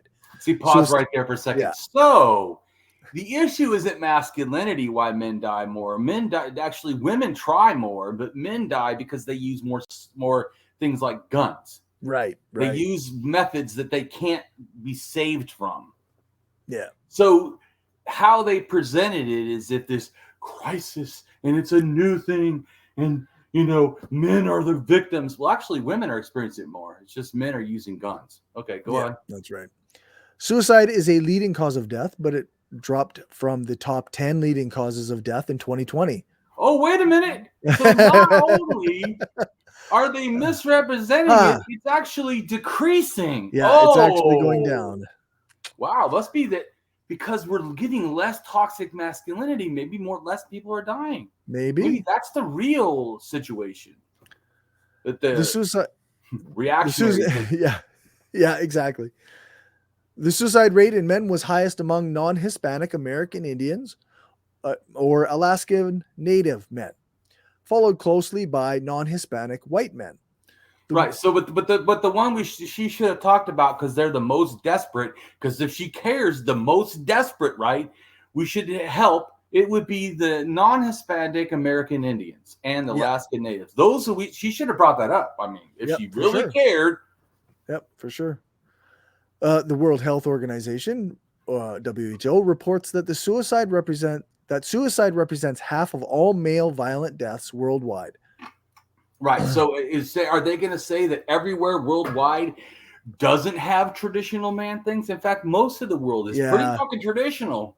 Last time I looked. Yeah. Because they're concerned with America having a masculinity crisis, right? With their version of traditional masculinity. Right. Men are over 75 or at the greatest risk of suicide of all age groups. Oh, wait a minute. Not boys? Yeah. I thought this was a crisis of masculinity for young boys. I wonder if that has something to do with feeling helpless at the end of your life. If that has something to do with a lack of support. Because the capitalism robs you of everything. And yeah. Keep going, though. In older men, suicide is most strongly associated with depression, physical pain, and illness, living alone, and feelings of hopelessness and guilt. So not masculinity? Oh. Yeah, there's no thing about masculinity in there. Well, you know what? Maybe she didn't read all the common factors that they know scientifically relate to suicidation. Yes. Why don't we read them? Because these are the ones we should really care about, right? Go ahead and read them. Yes, let's take a look here. Being bullied at school, at college, or at work, divorce or relationship breakdowns, a history of physical and sexual abuse, imprisonment, loss of a loved one through trauma or disease, mental illness, particularly where this is related to depression or painful or debilitating illnesses or conditions, not being able to form or sustain meaningful relationships, social isolation or living alone, unemployment, using drugs and or alcohol to help cope with emotions, relationships, the pressure of work, and other issues. So not one of the, what is that, like 10 things? Not one of them is listed as masculinity is the problem. Not masculinity. So I don't know where she gets the thing that to help suicide, we need to add masculinity. See what I'm saying? Just absolute bullshit. Keep going. It gets worse for them. So our next thing is we have a picture of deaths by suicide per 100,000 resident population in the United States from 1950 to 2019. So a while, 1950. Yeah. So 70 years. Yeah. Do you notice how like if you look at those two, they're not very. It's not some new, drastic thing. It's like this slow kind of thing. It's a pretty steady. Like it goes up and down a little bit, and it's about the same level. Like it's slightly higher than the highest point, but it's not. Well, just think the men dying, right? Because who cares about the women? Because they don't care, obviously. It's the men we need to worry about. Their percentage in 1950, Cory, was 21.2. And then all the way in 2019, it was probably 21. Yeah, or 22.8. No, that's at the high point. If you look you're right. Yeah, you're right. It actually goes down. If you look at 2019, it's dropped back down, correct? Mm-hmm. Mm-hmm. Right. So the point is, it literally hasn't even changed. Yeah. That's right. Since the 50s. I mean, you know that masculinity was just not even there in the 50s. Come on. That's the age they want to go back to. That is. But you see how, once again, lies. Yeah. Keep going. I expose the lies more. Okay, so there's a link to those statistics. Then we have a picture of looks like a bar graph. Correct. With different states. It shows how many, in a sense, problems or whatever, deaths per state. So we've got a red state, a state in the United States with a tendency towards electing Republicans, and a blue state would be Democrats. Right. And it says Republican philosophy leads to higher suicide rates. So not masculinity, but Republican traditional philosophy. Mm-hmm. Oh, okay. That's right. Death rates due to suicide among adolescents in the U.S. as of 2020 by state per 100,000 adolescents. Suicide is the 10th leading cause of death in the U.S., imposing a cost of $69 billion annually. I don't know why they always got to put it in financial terms. Because it's capitalism. Yeah. A firearm is used in almost 50% of all suicides. Higher gun. That's good. Speaking of which, that chart shows how many deaths in relation to the guns. And you see, when you have higher guns, you have higher deaths. And if you notice the little red and blue dots I made, all the really high stuff is all red. And if you look at the bottom is New York, and it's blue, and it's almost nothing. Right. Yeah, that's right. I'm just showing that it's not liberals and progressives. It's, what did they say? Oh, it's Republican philosophy. Oh, okay. That's what leads to higher deaths. Okay, good. I'm getting it. Conservatives suck dick. No, conservatives are terrible. Yep. So higher gun ownership rates are easily associated with higher suicide rates. The top 10 stated for gun ownership have a 52.9% gun ownership rate and a suicide rate of 223 deaths per 10,000 people. The bottom 10 states have a gun ownership rate of 14.4% and a suicide rate of 120 deaths per 10,000 people. Those who live in the states with the highest gun ownership are 86% more likely to commit suicide. That almost sounds like they're saying it's a gun issue and not a masculinity issue. Yeah. So then Republican philosophy leads to high suicide rates. Death rates due to suicide among adolescents in the U.S. as of 2020 by state per 100,000 adolescents. Suicide is the 10th. I just read that, I guess. So we're going more than twice as many studies, but suicides by firearm occur in states with the fewest gun laws relative to states with the most gun laws. Oh, not masculinity. No, gun ownership seems to be much more of a predictor than masculinity. While women have spent the past half century or so making massive advancements, men have simultaneously been falling behind on nearly every important measure. Not because women's success comes at their expense, but because they're facing a distinctive set of challenges.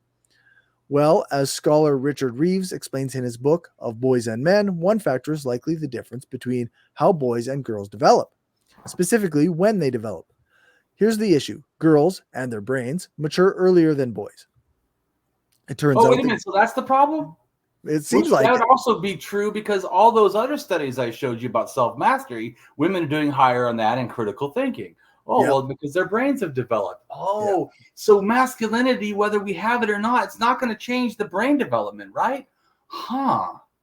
Interesting. It turns out that girls see earlier development in the parts of the brain responsible for things like impulse control, modulating emotions, and, not lighting things on fire. Yeah. The result, if boys and girls start school at the same age, the boys are a lot less likely to be intellectually prepared for it. In fact, 14 percentage points less likely, and those deficits only increase over the years. In the 4th grade, for example, girls' reading proficiency is 6 percentage points higher than boys. By the time they reach the 8th grade, it's grown to 11 points higher. Men are also facing growing challenges in the job market. That's in part because they're overrepresented in fields like production, transportation, and construction, fields where jobs are more likely to disappear thanks to automation. So education, jobs, struggles with addiction, and depression, it all adds up to a pretty grim diagnosis, which makes you Yes, exactly. Which makes you wonder if there's anything we can do about it. Revolution. End capitalism. I'm just trying to make it simple for people, Cory. The Kalamazoo Promise. Yes, it sounds vaguely like the name of a doomsday cult, but it's actually a charitable program that pays for free college for public school students in Kalamazoo, Michigan. Research has shown that the program is wildly successful, increasing the number of bachelor's degrees. So hold on a second. So the solution was give free college, and that helps people. It helps people. Not add masculinity, and that will be the solution. Right. Because look at, if you don't increase the free college and you make colleges out of ability to pay, this problem is only going to get worse, as she said, no matter if she adds masculinity. Yeah. Okay, so he says research has shown that the program is wildly successful for increasing the number of bachelor's degree recipients by 45%, ... amongst women. For men, it did basically nothing. Oh, okay, wait a minute. So even when you give men free college, they don't go. Wow, that's interesting. The return on investment was actually negative, and no one's entirely sure why. So in order to help men, we're probably going to have to find solutions tailored to men. And in his book, Richard Reeves offers a few suggestions. One proposal is surprisingly simple. Have boys wait an extra year before starting kindergarten so they're better prepared for school. Research has shown that this approach tends to leads to boys who are more attentive, less likely to be held back a grade, and prone to get better test scores. Wait a minute, Cory. It's still not masculinity? No, it's not actually this enforcement of some kind of traditional masculinity. It looks like we actually have to cater to their needs a little bit differently and leave them at home a little longer where they get cared for until they're ready. Wow. Interesting. That sounds a lot better than just saying it's this reactionary belief in masculinity. Yeah, no shit, eh? Another piece of evidence in its favor, wealthy parents are already doing it, which is always kind of a dead giveaway when it comes to jobs. Yeah, capitalism, when the wealthy do things, it's probably good for your kid too. That's right. And when it comes to jobs, Reeves suggests that men take a page out of women's playbook in the same way there's been. So, hold on, Cory.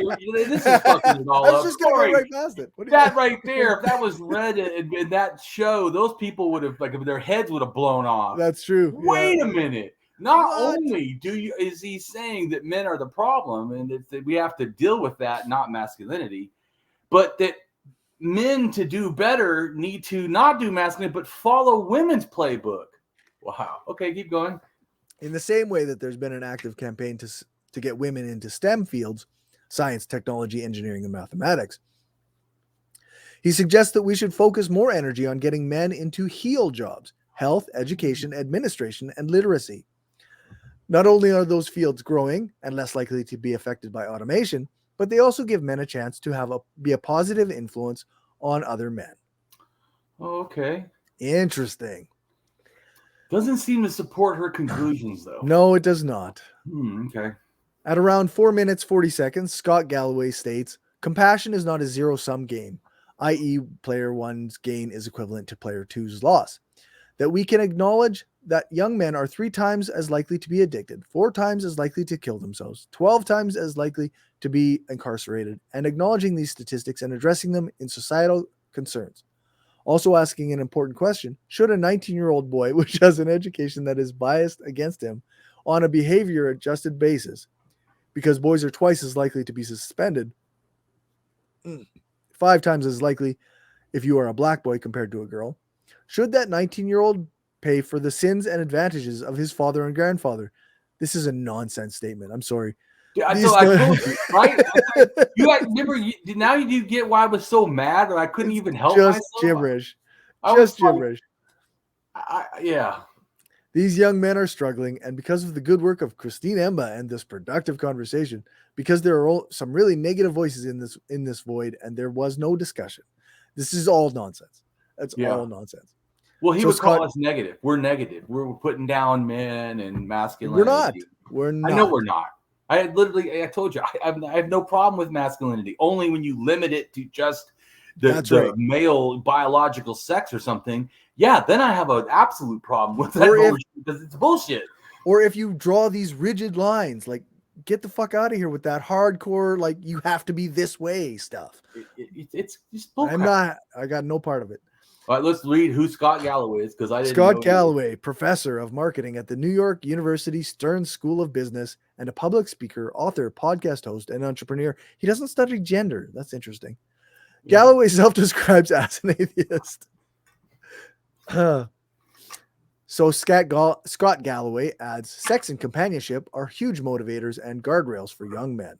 Yeah, that's a thing. And then that you can, if someone wants to read more, I didn't put what he said, but you already know he's trash. There's a link there. Yeah, he's trash to me. So whatever. At 34 minutes 25 seconds, Scott Galloway adds, men need to embrace some of the wonderful things to be a man. Being aggressiveness is fine. Being physically fit and strong. Being physically fit and strong is not just a man thing. Right, and then aggressiveness, maybe not. Aggressive is not fine. Yeah, being aggressive is not fine. No, literally, it's the anti of pro-social that she said needs to happen. That's right. Traditional masculinity and femininity. Every time a group of people is addressed as ladies and gentlemen, the pervasiveness of gender overall, all other social categories is demonstrated. Gender is also one of the first social categories that children learn in today's societies, and thus remember he says as soon as a boy is practically sentient. Yeah, this is social categories that society does. Yeah, that's society, right. Like I was saying about me, can't even walk a dog without being accosted as not being manly enough with a little dog. I mean, right. It's pervasive, but that's actually the problem. In a sense, like, I can sort of relate because I drive a car to work. Yeah, my last car was a small kind of compact car. My car before that was it was a PT Cruiser, so it's kind of like a little bug. The people. In fact, speaking of PT Cruiser, my wife used that one. I drove a couple times. They said that's a female's car. Yes, that's I in the industry I work in, everybody drives trucks, and it's a male dominated industry, and constantly when I was driving that PT Cruiser, constantly getting people going, that's your car? What the hell are you driving that for? Right. They're gender policing you. They are giving you a guilt trip for not being masculine. I know, it's like they don't realize it's toxic, but it's not us leftists that are making it toxic. No, that's right. We're literally going, look, it's bad. Let's not do that. I'm driving a car that is more economically viable than your fucking giant truck. It's not about masculinity. It's just a fucking car. Yeah. But whatever. All right. So let's read. So manhood is the greatest thing, right? Let's read what Barbie gets right about male. Yes. Psychology. What Barbie gets right about male psychology, or learning to be enough. Or can enough. Yeah, that's right. So Barbie shows, this is from a Psychology Today article. Right. Barbie shows how men often translate and funnel existential angst into anger, resentment, and sexual longing. The movie gives a nuanced model of male self-care and self-acceptance. Watching the Barbie movie, I was surprised by the relatively nuanced portrayal of masculinity, one which resonated with real issues and concerns that I have seen often in my clinical practice. Two aspects stand out in Ryan Gosling's portrayal of the archetypal Ken. And if people want to read, he explains more. I just wanted to move on because there's so many things I want to get to. Where manhood is fragile, men die young. This is an article from the APA. So it seems like APA is the American Psychology Association. Yeah. So men often do things to prove their manhood to others, particularly when they feel their manhood is under threat. It can include a range of country-level data on risky health behaviors, e.g. smoking, high-volume drinking, contact with venomous animals, and health outcomes associated with risk, e.g. drowning, death from accidents, liver cirrhosis, deaths.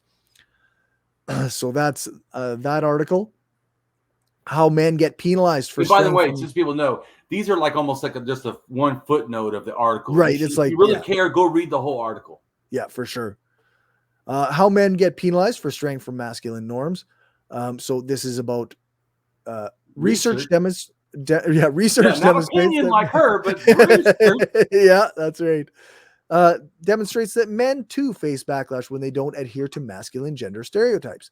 When they show vulnerability, act nicer, display empathy, express sadness, exhibit modesty, and proclaim to be feminists. I've had many men attack me for being a feminist. Yeah, that's common. So then we've got another one. It says the premise of the volume is that social constructions. This is an article. This is a research article from JSTOR. Yeah. The premise of the volume is that social constructions of masculinity function simultaneously as foils for femininity and as methods for differentiating between kinds of men. And exploring. Now, by the way, so people don't know, when they mean simultaneous foils for femininity, what they mean is that masculinity is almost like anti-feminine in a sense. It's anti-femininity, a foil. It's to go against. Right. Yeah. So masculinity, the social construct of masculinity is to go against the idea of feminine, as well as to differentiate between different kinds of men. All right, go ahead. Fair. In exploring scientific masculinities without taking the dominance of men and masculinity in the sciences for granted, we ask, what is masculinity and how does it operate in science? Our answers remind us that gender is at once an analytical category and a historical object. Then we've got another one from neurosciencenews.com, and it just says, researchers have uncovered genes essential for learning, memory, aggression, and other complex behaviors originated around 650 million years ago. Right, not with men. The point I'm saying is, it's not a current thing. Like, in other words, oh yeah. Well, because think of what to grasp what it's saying. 60 million years. So this is before culture. Think of it that way. It's a long time. Right. So keep going. Okay, masculinity doesn't have to be restrictive. Here's how to redefine it for yourself. So the man box. This is from npr.org. The man box refers to strict expectations boys learn they must adopt in their behavior, aspirations, and perspectives to be considered a quote-unquote real man. So we've got a picture, but go ahead and read it. We've got a picture with some quote on it. I couldn't copy the text. They don't allow you to. Okay. Capitalism. Yeah. Silliness. What does it really mean to be a man? That depends on whom you ask, but the stereotypes go something like this. A real man is stoic and unemotional. A real man is physically strong, a protector. A real man doesn't show weakness or ask for help or show vulnerability. Research shows that these traditional expectations of masculinity have harmful consequences, obviously. Men are far less likely than women to seek mental health treatment, and data indicates that men commit a huge majority of the violent crimes reported in the U.S. every year. According to Dr. Wisdom Powell, an associate professor of psychiatry at UConn Health, who has studied the intersection of masculinity and health, the correlation between these statistics is simple. So that above writing comes from the article, The Many Faces of Masculinity. Which there's tons of more information if people want to read it. For sure. So then we've got toxic masculinity versus healthy masculinity. Find out the differences between toxic and healthy masculinity. What is toxic masculinity? The different expectations for what is being a man entails, for what being a man entails can often leave someone feeling lost and confused about how they should act. Toxic masculinity is a term that has been gaining traction in the past few years. This term often refers to the dominant form of masculinity, wherein men use dominance, violence, and control to assert their power and superiority. In this article, we will define and explore toxic masculinity, or unhealthy masculinity, versus healthy masculinity.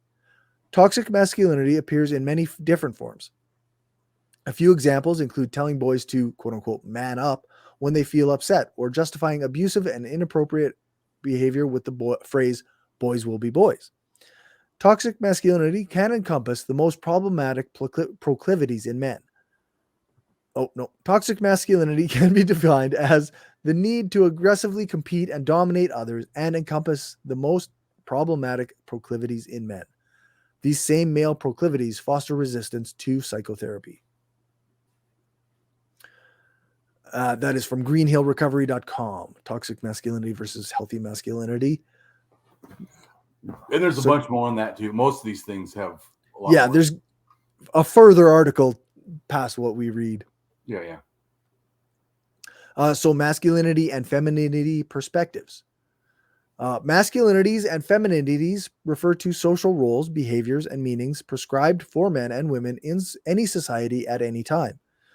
Such normative gendered ideologies must be distinguished from biological sex and must be understood to be plural, as there is no single definition for all men and all women. Oh, so her whole thing is bullshit. Okay, keep reading. Yeah. Masculinity and femininity have been conceptualized as multidimensional constructs which include gender role stereotypes, adherence to traditional gender role norms, gender role conflict, and gender role stress. These constructs reflect stereotypes about the beliefs and behaviors typically attributed to males and females, which are acquired as they learn about the world and the roles in it. They also contain social norms that prescribe and proscribe what males and females should feel and do. The Western cultural view of masculinity and to be masculine gender and the masculine gender roles prescribed for males are very clear. Males need to be powerful, strong, and efficacious. The sporting context is one of the main forums that Western males have for demonstrating the various aspects of athletic strength and superiority, competitiveness, toughness, endurance, leadership, status, power, and authority. Masculinity, also called manhood or manliness, is a set of attributes, behaviors, and roles associated with men and boys. Masculinity can be theoretically understood as socially constructed, and there is also evidence that some behaviors considered masculine are influenced by both cultural factors and biological factors. To what extent masculinity is biologically or socially influenced is subject to debate. It is distinct from the definition of the biological male sex. Which they never did, remember? Right. Not once. Yeah. As anyone can exhibit masculine traits. Standards of masculinity vary across different cultures and historical periods. Right. So there isn't anything like the American model doesn't actually fit in everywhere else in the world because it's fake. It's not like a biological thing that men are doing. If that was the case, it would be universal. Right. Yeah, for sure. And it just isn't even close. So yeah. Okay. What else? One of the harms. Yes. One of the harms of toxic masculinity in America seems to be seen in how the Americas accounted for 273 of 327 trans and gender diverse people be reported murdered worldwide between the 1st of October 2021 and the 30th of September 2022. See, now that's something we should care about is, I don't know, when other people are harmed. Yes. By this shit. Instead of whining about how masculinity is. Right. And that's Amnesty crisis. International. So that, yeah. Mm-hmm. Right. Yeah. So between 2015 and 2020, the incidence of depression reached 9% among Americans 12 years and older.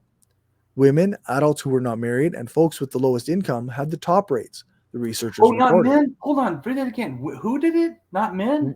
Women, adults who were not married, so that's anybody. Right. And folks with the lowest income. Oh, so capitalism is hurting. Yeah. Okay. So that's what's going on there. So men are not the issue. Women are adults who are not married, so because they don't have two incomes and trying to go into capitalist society, and then low income also supporting the capitalist oppression is why. Oh, okay. So not masculinity, but capitalism is a factor. Oh, okay. Yes, capitalism leads to depression. Right. Yep. I'm just saying that. So the shit they're saying, they don't bring up stuff like that. Capitalism is it clearly says that. It's almost like their whole project is to avoid what's really going on to discuss. Which is why it's Damien's job to then show why they're wrong on every single thing they said, except when they said it was social construct, and she says that toxic masculinity was bad. Those two things are probably the only truths to that whole fucking thing. That's right.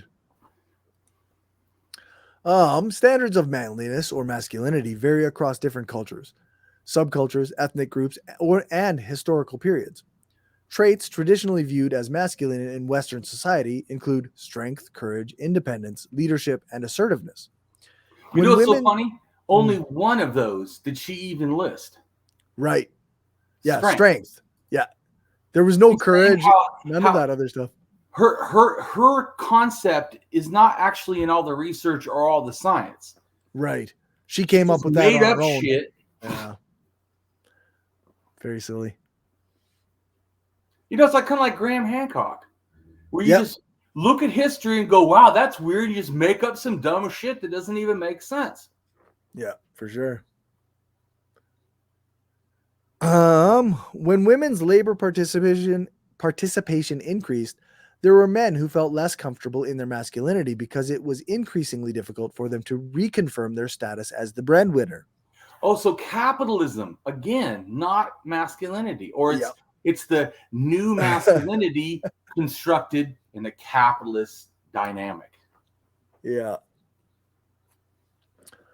The academic study of masculinity received increased attention during the late 1980s and early 1990s, with a number of courses on the subject in the United States rising from 30 to over 300. Oh, wait a minute. She says that we Nobody's haven't been talking about addressing this. Oh, we've been addressing it since the 80s? Nobody's talking about this. Right? See what I'm saying? It's like it's empirically a lie. Yeah. So this has sparked investigation with the intersection of masculinity with concepts from other fields, such as the social construction of gender difference, prevalent in a number of philosophical and sociological theories. People, regardless of biological sex, may exhibit masculine traits and behaviors. You're kidding me. Weird, eh? Who would have thought? She didn't say that even one time. Those exhibiting both masculine and feminine characteristics are considered androgynous. That's me. Well, I don't really consider it androgynous. I consider it dual gendered. Right.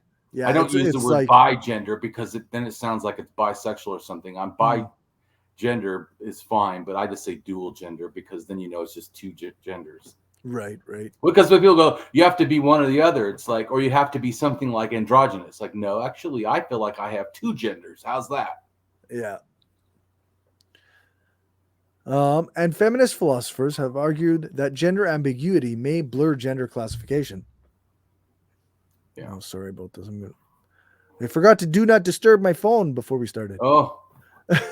Very annoying. I appreciate this, Corey. I know this is like really, a lot of writing and stuff, and then I'm like irritated at it, but yeah.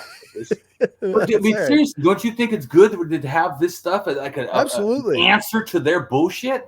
Absolutely. I think we absolutely should be destroying the concept of masculinity as they portray it.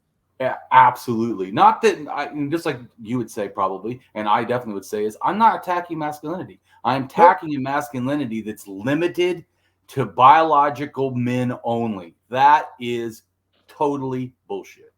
And I mean, I guess I still got lots of reading to do, but I just wanted to say, like, my thing has always has been for years to say, like, what if I'm doing a thing that other men don't think is masculine? Does that make me less of a man?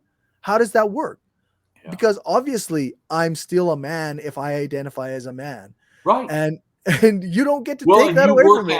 You do masculine things, right? I mean, yeah, some things, yeah. But I also cry at like silly things in a show. Well, yeah, because everybody can do both masculine and feminine. I know this whole thing is just yeah.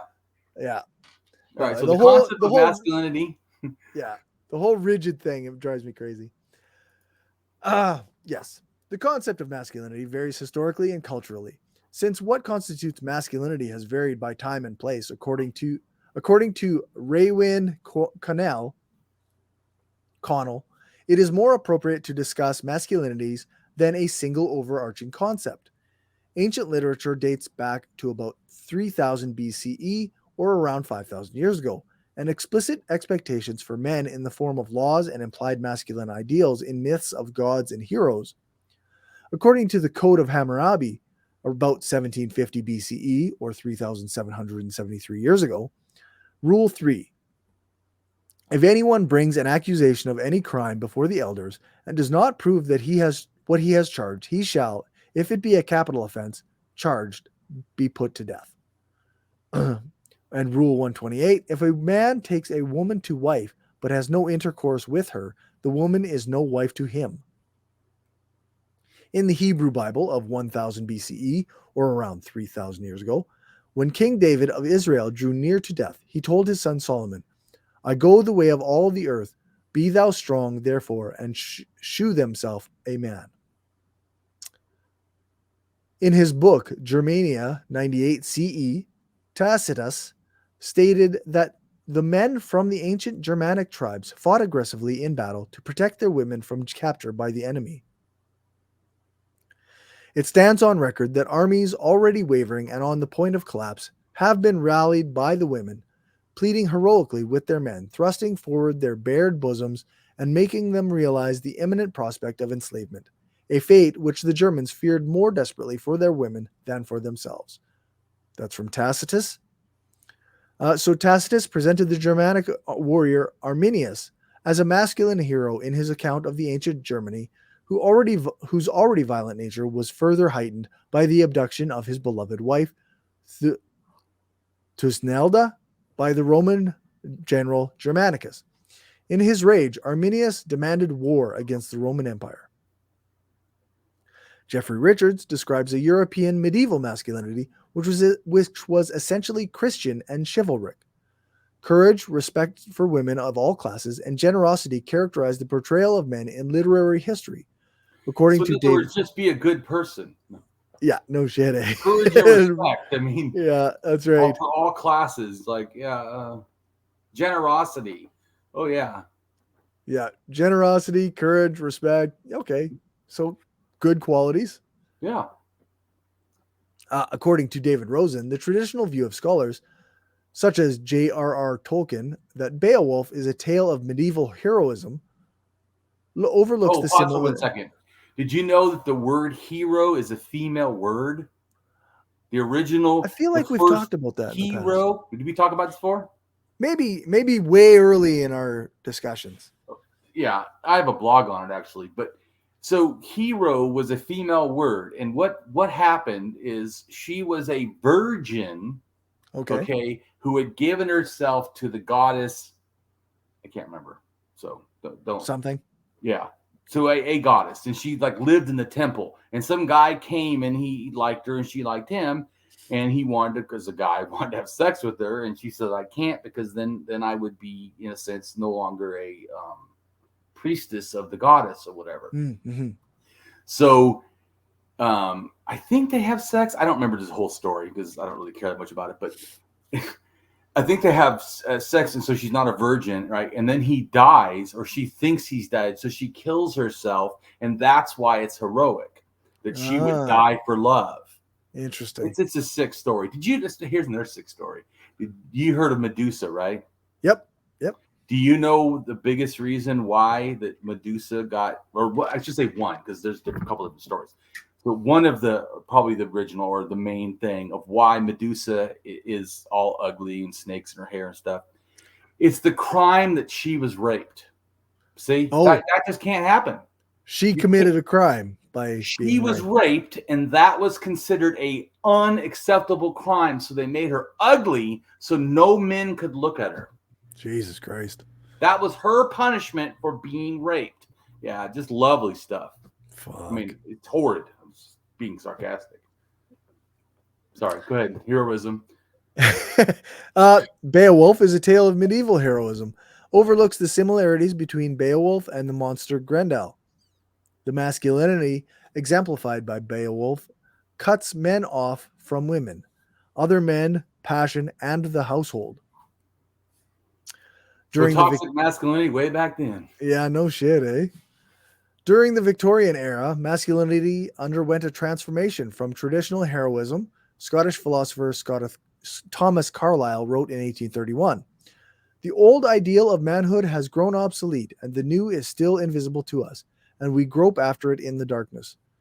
One clutching this phantom, another that. And isn't that the same reactionary response? This is the 1831, yeah, right. and that chick, what is this, 2000? Masculinity in crisis.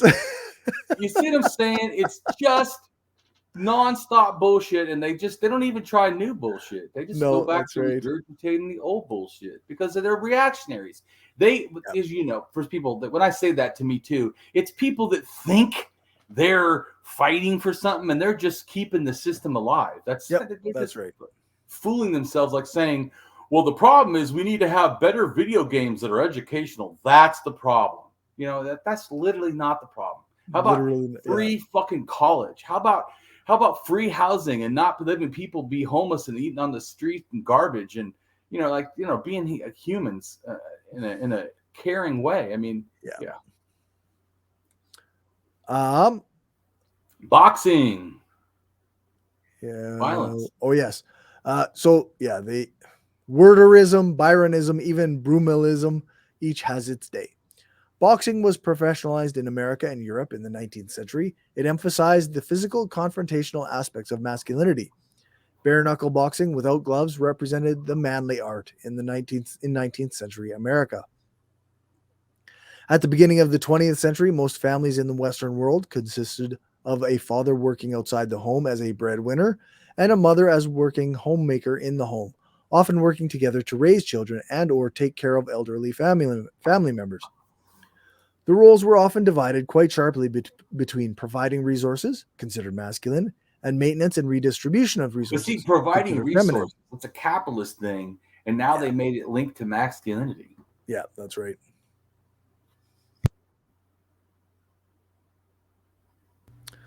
Despite women's increasing participation in the paid labor force and contributions to family income, men's identities remain centered on their working lives and specifically their economic contributions.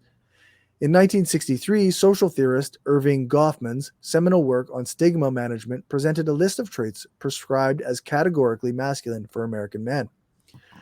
In an important sense, there is only one complete unblushing male in America, a young, married, white, urban, northern, heterosexual Protestant father of a college education, fully employed, of good complexion, weight and height, and a recent record in sports. Right? Do you hear how ridiculous it is? Yeah, it's racist, sexist, homophobic. I mean, how much can you put in one sentence? No kidding. It's just like, this is what a man looks like, and anything outside of it is not. But you see the problem, and guess what? What part of that has she really gone against?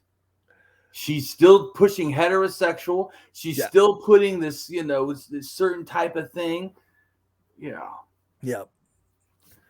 Writing in 1974, R. Gould asserted that the provider role was central to adult men's identities, as masculinity is often measured by the size of a man's economic contribution to the family.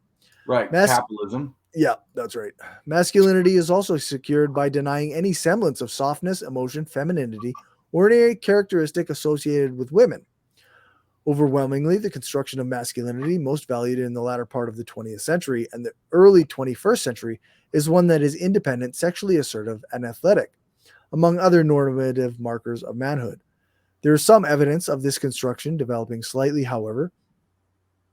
A 2008 study showed that men frequently rank good health, a harmonious family life, and a good relationship with their spouse or partner as more important to their quality of life than physical attractiveness and success with women. Well, at least some people are learning. Right. Once again, though, masculinity wasn't the solution. No, that's right. Social construction of masculinity.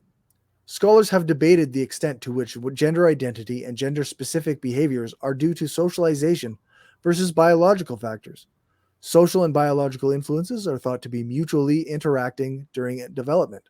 Studies of prenatal androgen exposure have provided some evidence that femininity and masculinity are partly biologically determined. Okay, so let me explain that, Partly. especially for as an intersex person. Mhm. Remember when I said that my genetics, I think, started out male, but something in the womb, the androgens. So in the womb, every fetus, in a sense, is intersex or almost woman by default. It's not male, just so people know. I hate to break the news to you. We all start out like this little thing.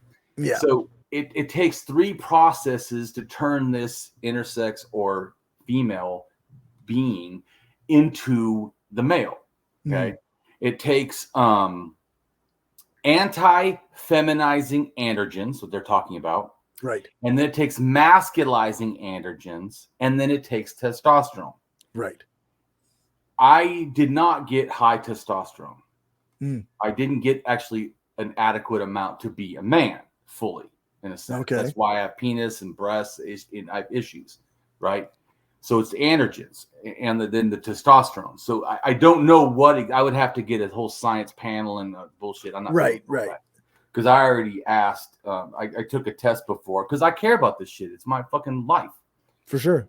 And so the doctor said that by looking at my body on the outside and stuff, and the fact like I can push my genitals up inside my body, like I don't know, like it just goes in there. The penis, the balls, everything can just, it doesn't hurt or anything. It's because I have like an open cavity. It's not normal, but I'm intersex. Anyways, my point is, I'm saying is that this stuff is something that happened to me in the womb, in a sense, and that made me intersex. And I think also might have leaned me. See where they're talking about some evidence for femininity and masculinity. So it's this androgen exposure, right? Right. It's making people, so it doesn't matter. Like you can have an XX or an XY. Those actually don't matter as much as the other stuff. Yeah. Because if those things don't turn on, like there are XY females. In other words, the bigots would say that's a man. Yeah. But it looks like and everything is female. Or you can have the other way where you're XX, you should be a female, but you actually have a penis and you're more male. It's intersex. But I'm just making a comment that what is going on is what they're talking about right here, the androgen exposure. This is what can biologically lead to this, not your X or your Y bullshit. You get what I'm saying? Yep. It's not. It's the androgen exposure. Yeah. Because one part, like I said, the first thing that happens, the androgens stop it from being feminine. Mm-hmm. I obviously didn't get a full thing of that or enough because I have the female breasts and then I was supposed to have the penis want to come out and whatever, but it didn't really do that. So I didn't have enough masculizing is the next thing. So first to make a man, you got an anti-feminizing androgens to stop it from being a female. Then you have to do masculizing androgens, and then you have to have testosterone at the right time and the right amount. And then that produces bigger penis and more, hair and all kinds of other things. Right. The I guess in this conversation, I want to kind of say, like, we know that intersex people are more common than redheads. Right. So people don't think Damien's some one and only freak. But here's the point. Even I told this one guy, your morality is dog shit. If I'm telling you I am different and you say go, oh yeah, but you're so rare. It doesn't matter because there's not enough of you. Yeah. Just listen to that unethical bullshit. Yeah. Even if I was the only person on the earth, then everybody should care. Yeah. Because I'm still a fucking person. Yeah. And I deserve as much dignity and rights as everybody else. Same with trans people. Exactly. Or someone who's, non-binary. But I was just trying to show you that it's not connected to the chromosome or whatever. It's the androgens that do it. Anyways, well, chromosomes can fuck you up too, but in a sense. Yeah. Because like some intersex people can be XXX, YYY, or sometimes they're O, which is, I don't know what that is exactly, but, and then something else. I mean, they could be, Biology's weird. But it is also, go back to Richard Dawkins recently saying that the biology is only male and female. Really, dickhead? So there's no intersex people? Even if we didn't have trans people, you're saying, there's no, when literally, he's just all wrong. kinds of births in America and all over the world have to be surgically fixed. Yeah. To be a full man or a full woman or whatever. He's so fucking wrong. It's absurd. It is absurd. It's disgusting. But anyways, I just wanted to explain that because I know most people don't know what androgens and what they're talking about, right. and why it makes someone masculine and feminine, because it turns on or turns off different. This, just so people grasp this, that is why even in adulthood, newsflash, you can take some androgens, or they call them what are they when trans people they take hormones? Yeah. So in a sense, androgens are a kind of hormone or whatever. So they say take hormones, they're probably taking androgens because they will turn shit on and turn shit off. That's steroids. Yeah. So what I'm saying is thing. They literally turn off and on gender. That's what androgens do. Yeah. In other words, like say if you said you had a female child still in the womb, you could shoot in a big shot of masculine androgens and fuck that female up. And it may be intersex, may come out trans, may come out gay, may come out, feeling non-binary or so, it put it this way, it's higher likely if you put that in, something's going to happen, because that, not sex, is what relates to masculinity and femininity. If you're going to say biologically, everything else is just social construct. Right. But I was just trying to say, even what they go, see, it's biological. Go, yeah, it's not biological by X and Y. It's not. Oh, see, you're still wrong. Yeah, that's right. So other possible biological influences include evolution, genetics, epigenetics, and hormones, both during development and in adulthood. Scholars suggest that innate differences between the sexes are compounded or exaggerated by the influences of social factors. Oh, wait, not masculinity, social factors. What? Go ahead. Yeah. However, these others have pointed out the fact that these personality differences between the sexes are seen to increase with increased levels of egalitarianism. Oh. So across cultures, characteristics of masculinity are similar in essence, but varying in detail. Another shared pattern is that non-typical behavior of one's sex or gender may be viewed as a social problem. In sociology, this labeling is known as gender assumptions and is part of socialization to meet the mores of society. Non-standard behavior may be considered indicative of homosexuality, despite the fact that gender expression, gender identity, and sexual orientation are widely accepted as distinct concepts. Which I try to talk about all the time when I say I am intersex, not male, or I'm a male intersex. Whatever you want to say doesn't matter to me, doesn't change. Because sometimes the bigots try to add that like they're going to scare me. Oh, it doesn't scare me. I'm still intersex, dickhead. Intersex male. Okay, intersex male. I'm still intersex. Anyways, but and my gender is, in a sense, I said dual gender or both male and female. Okay, to some degrees. Yeah.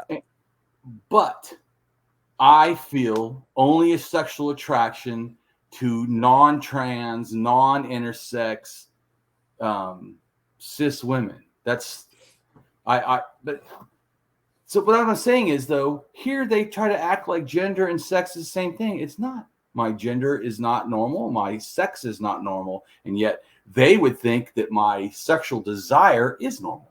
You know what I'm saying? Right. Yeah. That's what I'm saying. It's all fucking bullshit. It's almost like it's all different things on spectrums. It is. See, Cory, at least I've achieved getting Cory to understand. That's what I'm saying. So when you say it's the same, that immediately causes me to be upset. Yeah, for sure.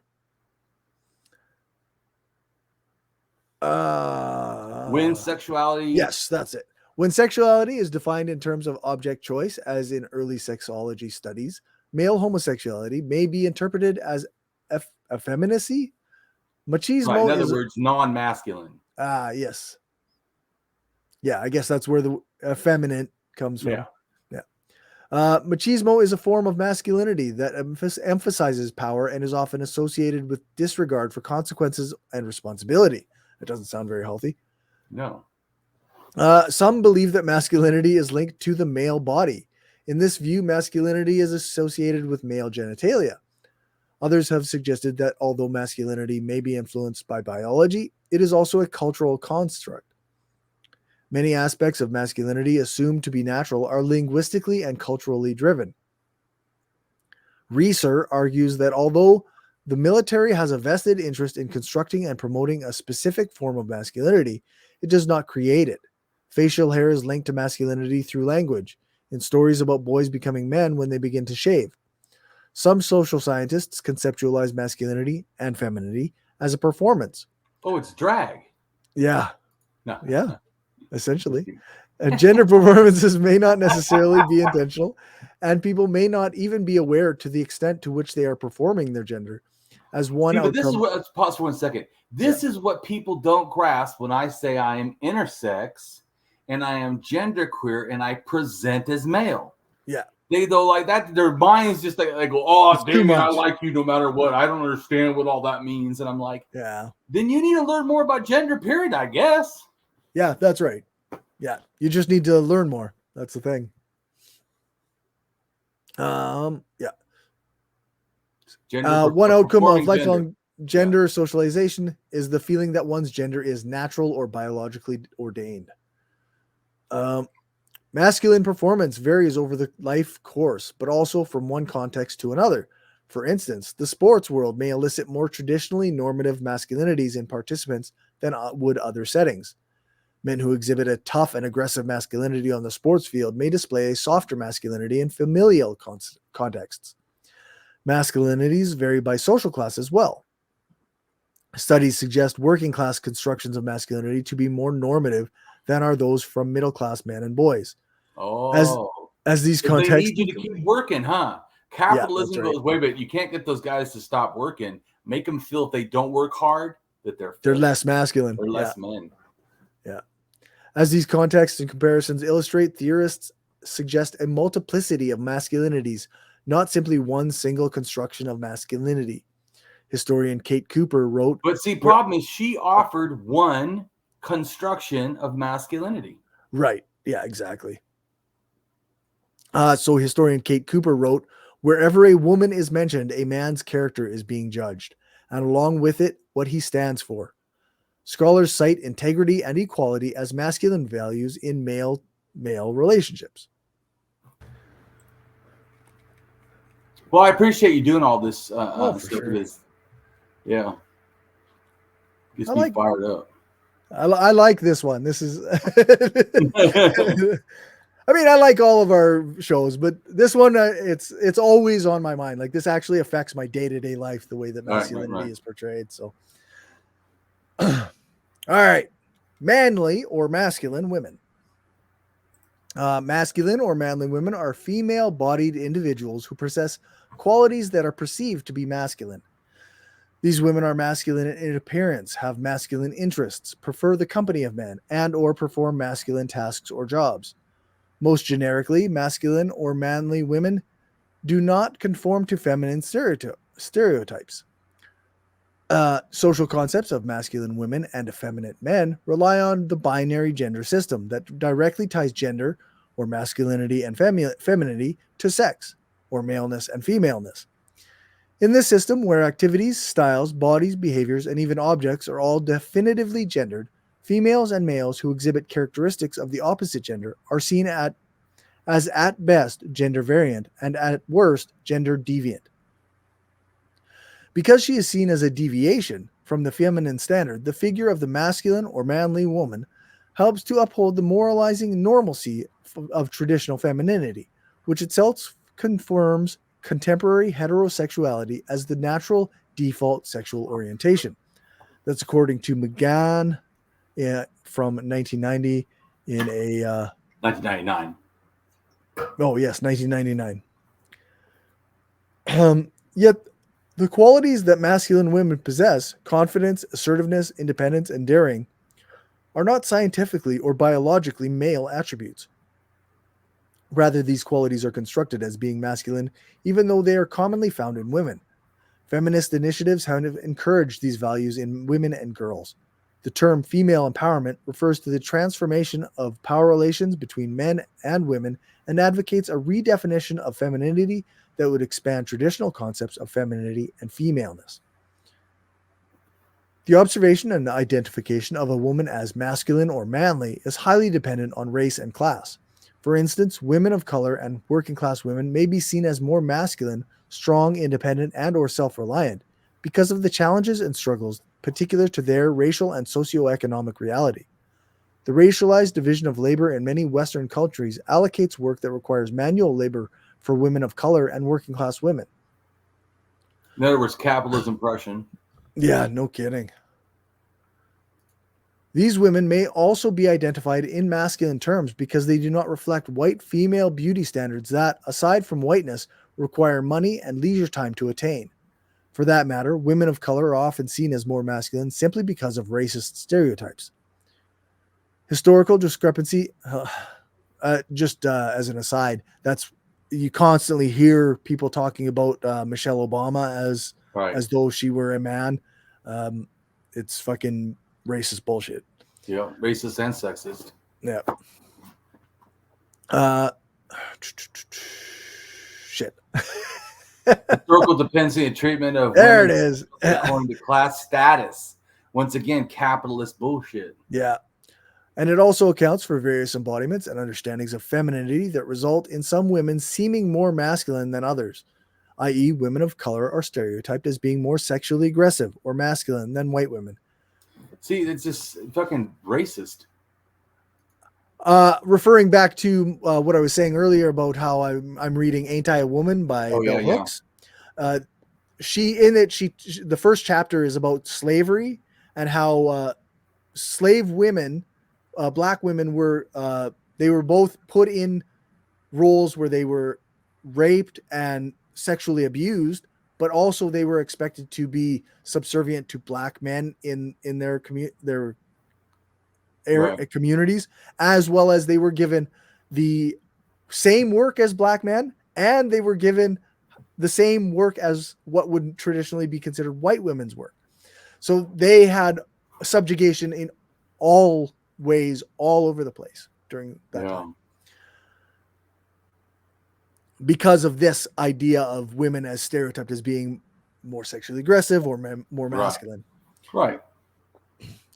So middle and upper. Which that lady does also not. You'd think it's someone who's black, but then again, she's a reactionary. But someone who's black actually having, no comments that revolve around any gender issues or any, race issues that could come and relate to masculinity or lack of it. It's just, yeah. Yeah, for sure. So middle and upper class women may be afforded more or less range of acceptable behavior when it comes to gender. In the first sense, money, privilege, and whiteness can excuse the eccentricity of gender variance, as was the case with English author Radcliffe Hall, 1886 to 1943.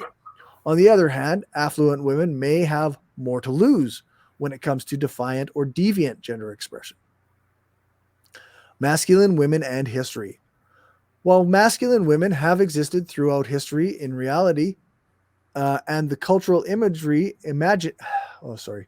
While masculine women have existed throughout history in reality, the cultural imaginary in folklore or religion, for instance, several historical moments are marked by a greater attention to masculine women. Moments of global and sometimes national conflict, such as the Crusades or the World Wars, have encouraged as well as bemoaned the rise of women to positions of increased power or to the masculine public sphere, such as the job force.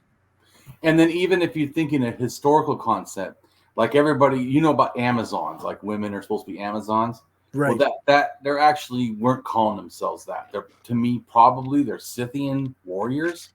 It's just the Scythians didn't have a gender dynamic that didn't allow women to be warriors, where the Greeks were more, in a sense, sexist based, because like men could only vote in their democracy, in a sense. Right. So women were not equal. So having these women warriors that fought like men, to them was like just evil and terrible. And who could imagine this? How amazing these women are. Right. Well, yeah, all women could fucking fight if they have to. I mean, this is just sexist bullshit. Yeah, for sure. The figure of Rosie the Riveter, created in the United States during World War II to promote women's work in munitions factories, represents a masculine woman celebrated in a patriotic, if paternalistic, vein. As a cultural icon, Rosie the Riveter later became a feminist symbol that embodied women's strength, capability, and ambition. Another important historical manifestation of the masculine woman is the passing woman, any woman who lived part or all of her life as a man. The term is usually used in historical sense to describe women who passed as men to secure better wages, seek adventure, or fight in wars in the 19th century. Famous passing women included Jean Bonnet, 1849 to 1876, leader and liberator of a San Francisco gang of former prostitutes. Deborah Sampson, 1760 to 1827, a soldier in the Revolutionary War. Murray Hall, death in 1901, a prominent New York City politician. Lucy Ann Lobdell, born in 1829, hunter, minister, and author. Babe Bean, 1869 to 1936, writer. Mountain Charlie, 1812 to 1879, stagecoach driver. Billy Tipton, 1914 to 1989, jazz pianist and saxophonist. And the legend Joan English, who was said to have reigned as Pope John VIII in medieval times. The formation of butch femme identities in the 20th century represents one of the earliest public lesbian cultures, and as such has served a pivotal role in the solidification of the masculine or manly woman in popular consciousness. While passing women were usually seen as curiosities rather than as social threats, sexology's pathologizing definitions of female inversion made the mannish woman a visibly deviant typology that was to be feared, demonized, and discriminated against throughout the 20th century. However, in the 1950s, lesbian subculture, butch or masculine women came to define a celebrated and eroticized lesbian style characterized in part by physical strength, chivalry, emotional reserve, and sexual expertise. As Judith Halberstam observes in her recuperative work on female masculinity, turf wars that began in the 1990s between butches and transgender females to males have become a political preoccupation for lesbian communities that likewise push the concerns of femmes to the margin. Despite such discussions within queer circles, mainstream depictions of lesbianism underrepresent butch or masculine lesbians in instances that reflect the simultaneous shame and phobia that accrues around the figure of the butch lesbian as a symbol for the stigma of lesbianism. Newton, 1989, page 283. I don't know. Although the butch lesbian is occasionally seen as an embarrassing figure for gays, queer culture has an expansive vocabulary that recognizes the nuance of female masculinity. Some of these terms are soft butch, baby butch, hard butch, stone butch, tomboy, femme. I'm not going to use this next one because coming out of my mouth they would be slurs. Boy, spelt B-O-I, stud, soft stud, and aggressive. As this historical sketch suggests, masculine women may be motivated by the exigencies of their circumstance, identification with men and masculinity, or female same-sex desires. Masculine women may feel they are born this way, or may see their masculinity as an extension of childhood interests, or as conscious rejection of the feminine role. Sociologist P.J. McGann has observed that motivations for masculine behavior may shift as the individual develops. At an early age, a child may choose clothing, toys, and activities based on their intrinsic interest to her, whereas later, tomboyhood may be a more pronounced reaction to imposed meanings of femininity and to the fusion of restriction and femininity. What toxic men can learn from masculine women? Now, this sounds interesting. Not being shaped by a conventional masculinity from birth means they have not been forced into suffocating stereotypes. Turn on the TV, watch kids' cartoons or most films, and you won't have to look hard for the message that nice guys finish last, while tough guys get the girl, and more importantly, gain the respect of other men.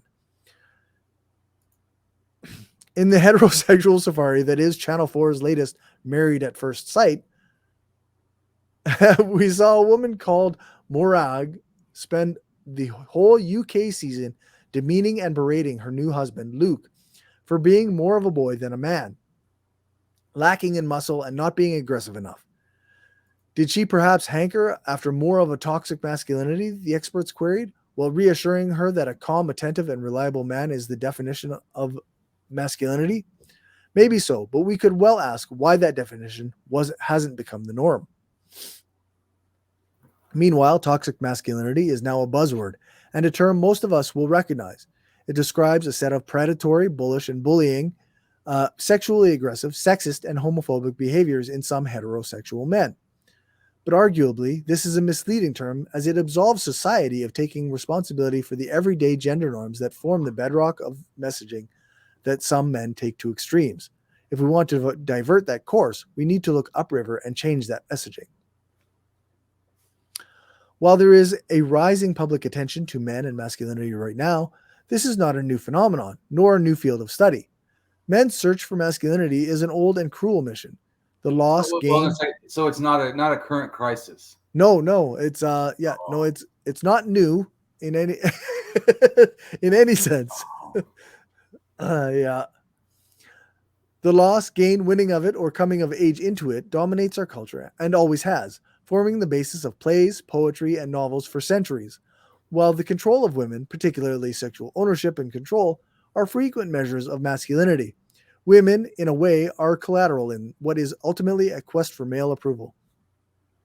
This is a kind of male gaze for men. It is their imagined version of an ideal, more masculine man who stands in judgment in their mind. And I experienced this here where it says male gaze for men. Yeah. I've experienced that in a strip club. Okay, with interesting. naked women for supposedly men that like looking at naked women. But what I found, because I actually enjoy looking at naked women, but what I found interesting is I went there, and went a lot of times with my wife too, but anyways, but I would go there, right? And other guys would I'd sit at the table, and talk to the women. And it was funny too, because sometimes I would try to pay them and they wouldn't even they enjoy talking to me because I treat them like a human being. Right.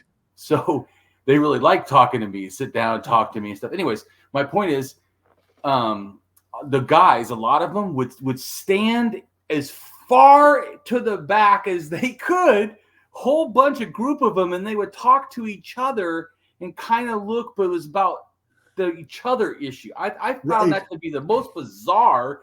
I'm like, this is the weirdest male to male hookup I have ever seen. Isn't this a strip club for supposedly men that like women? But I'm just making a comment.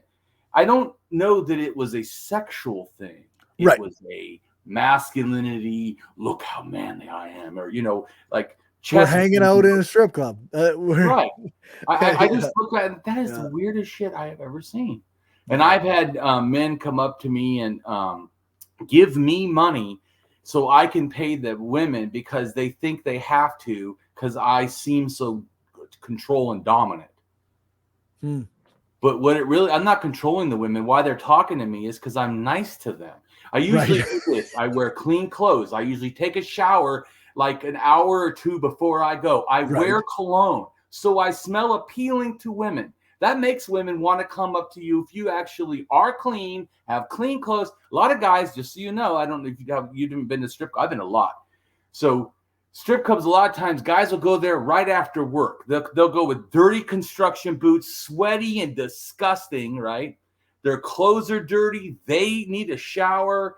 And then they're like, why won't the women give me time, those bitches? Because you smell like work. Dude, you wouldn't want to hang out with you, if the woman smelled as bad and it was dirty like you are, would you want to, Yeah. Anyways, so once again, it's not, so how do you be better? I don't know. You be better. You consider, hey, maybe they would like me to smell nice. Yeah. Yep. I'm just making a comment that this men for men thing, I experienced that weird. For sure. Masculinity, to put it simply, is whatever is considered appropriate and expected for men in your circle. It is a set of learned behaviors easily taught and assumed easily adopted. Acknowledging that these behaviors are learned is not the same as saying they aren't real, however, or that they don't have real effects, or that they don't form important parts of people's sense of self or identity from a very early age. Indeed, they do. Gender, including masculinity, is something that is worked upon and is hard work. In fact, if it came so naturally, then men would not increasingly spend so much time, money, and effort on fashion, grooming, dieting, training, and exercise. Yeah, that one really strikes home. But in a sense, is that not still the capitalist ideal? You're supposed to spend money, right? Effort on fashion, right? Grooming, money, dieting is usually expensive, training is expensive, and exercise is expensive generally. Yep. When I first started going to the gym, I was in my early 30s, and it was because I didn't feel like I fit an ideal masculine perspective. Like I didn't feel like I fit the role of a man that I was supposed to. And I needed to be strong. I was a very skinny person. I was very small. Like I think I weighed 145 pounds and I was 6 feet tall. So very skinny. And so that's when I started going to the gym, and the amount of money that I spent on supplements and weightlifting gear and like food, and the amount of time and effort I put on counting calories and tracking my food, my intake. And like, it was just absurd. It's truly, looking back, it's just an absurd obsession. But you get what I'm saying, that I feel like, I know I keep saying it a lot about capitalism, because I feel like they're saying it without saying it. Yeah. And so I mean, because it all serves capital, right? It all serves. It's like, why does capitalism care about masculinity? Because it serves their needs. Yeah. Femininity. They need women to spend thousands of dollars on shit too. Yeah. These roles are not arbitrary for capitalism. They actually help it get more money. Exactly. There are so many different recognizable types of behaviors, styles, and roles considered socially appropriate for men in different groups and communities, which is why the plural term masculinities is now used. For example, not by that other chick though. Right? No. No. Christine Emba only thinks there's one. Right. Well, they're just saying that scholarly, which she obviously is not. Right. And I don't claim to be really scholarly anyways, but I try to build my stuff off of actual evidence and real science and understanding the world, not making up shit just because I think so. Yeah.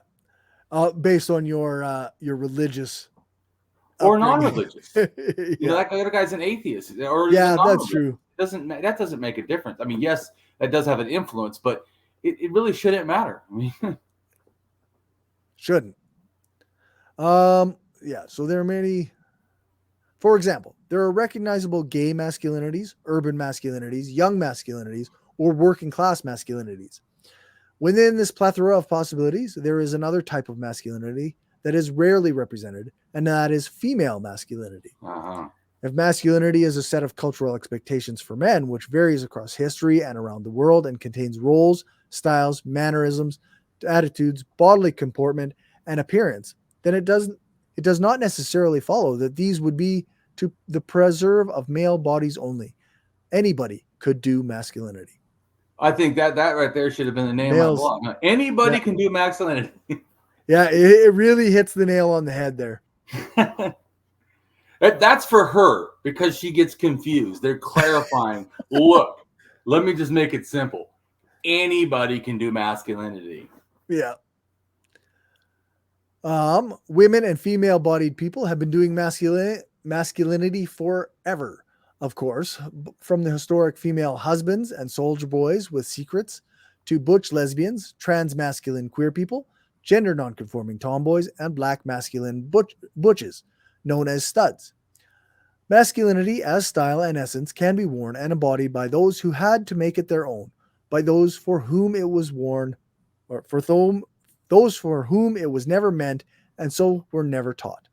Often there are still punishments for this trespass, for what is seen as a colonization of the realm reserved for one sex only. Masculine women, butch lesbians, and transgender people on the masculine spectrum are targeted for double glances at best, or for worst, when those scrutinizing glances work out who is what and who is not what was expected. For some, female masculinity is independent of men's versions, with its own history often rooted in lesbian identities and communities. It is another way of being a woman and living that identity as valid as any other. Others feel less of an affiliation to lesbian legacy, preferring to see their own sense of masculinity as just that, as a version of being masculine, rather than a version of femininity or a more unusual way of being woman. In that sense, the familiar experience of being read by society as male or as a man is not a misgendering experience, but one of missexing, where the gender is read correctly, but a sex is incorrectly assumed to follow. Interesting. Such assumptions come from our strict binary system, where male is supposed to be to equal masculine heterosexual, and female is supposed to equal feminine heterosexual.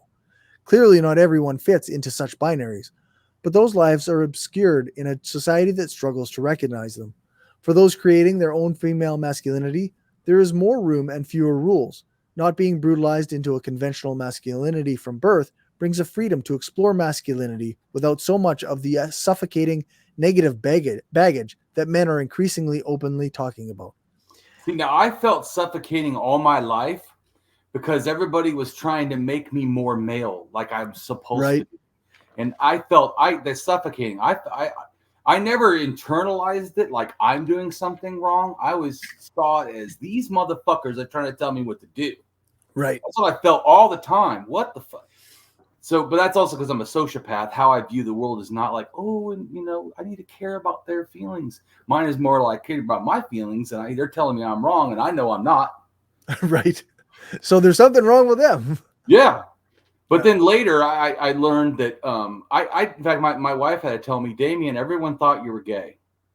Because I said, as I talked to her one time, when I was younger, like in high school and stuff, no women that lived in my area or went to school with me would date me. I didn't know why. And I had multiple times when I was younger that I only had like a girlfriend for like a week or most a month, because they would learn then how I really am. And I was told several times, I didn't understand it then, but I understand it better now. But they told me, it's like dating a female. You're not and then the one person told me, that one woman, she said, "Oh, you misrepresent yourself. You represent yourself as like an alpha male, but you don't act like that. You almost act like you're gay." And I'm like, what do I need to do to be an alpha male? Punch you? I mean, I didn't. In what way? I literally didn't understand. Not the way that one chick was saying I was begging for help. I was not grasping. What do you mean that I am too much like a female? What does that mean?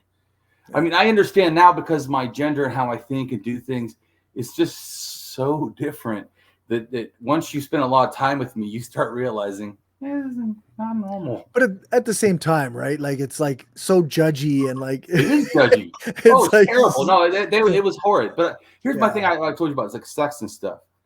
I feel that they have a right to not like.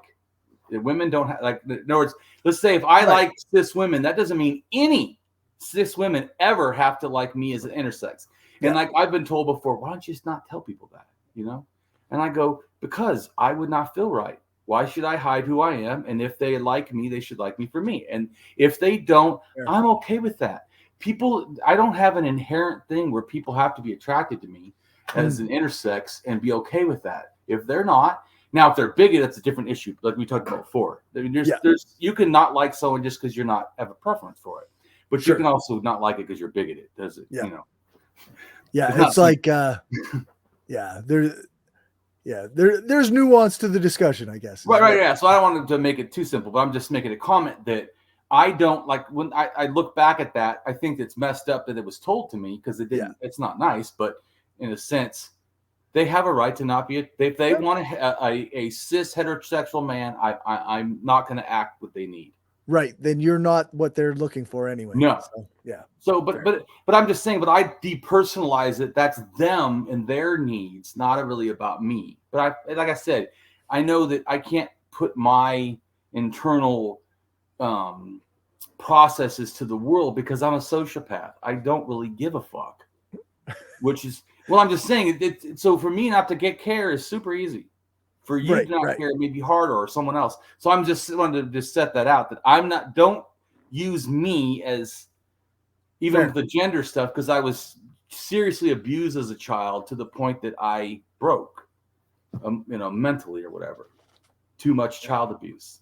But I'm just making a comment that even though I can do that, and sometimes they consider that behavior to be masculine, my social path. Right. They'll go, which should be a red flag, right? If they're like, yeah, that really toxic behavior that you're engaging in, that's masculinity. And I'm like, actually, that's my sociopath. So if you think you're a sociopath, then okay, yeah. Yeah. Hey, you're being really aggressive and really rude, or I'm being real strong and where things don't affect me, like stoic, like they said, no emotions. I can do that. I can have less emotions. I can be non-reactive, but that actually is not a good thing. That shows that I'm disconnected from the world. That's not a healthy. Right. We need to keep doing that behavior. Yeah, and I think like there's a kind of a new movement, right, for stoicism, or relatively new. It's been out for a few years now, but I think a lot of people that are like capitalists or like want to perpetuate like these kind of toxic masculine ideas, like they really use that kind of new stoicism in a way that makes it so that they can perpetuate the status quo, the awful parts of the status quo. They don't really. Yeah, I personally don't like stoicism, just like I don't like nihilism. I feel like both of those, in a sense, are reactionary to what is happening in the world. Same with my sociopath. It's a violent reactionary to the social world that was negative. It's not good. It's just another part of the toxic shit. Toxic shit was done to me. I became toxic. I mean, I learned where I lived or whatever. I've heard some interesting, like there's some good people who are into stoicism and they make good points and they have good thoughts, but I'm like, but I don't want to take stoicism. I'm not trying to say you can't do that, right? Yeah. And I'm not even saying, because some people, I don't know how, but some people think that they can be both humanist and a nihilist. And I already told you, if you can say you're a humanist, or at least not an anti-humanist, I can deal with you. If you're anti-humanist, I'm done with you. I don't have any time for that, because then our goals aren't the same. Exactly. Yeah, for sure.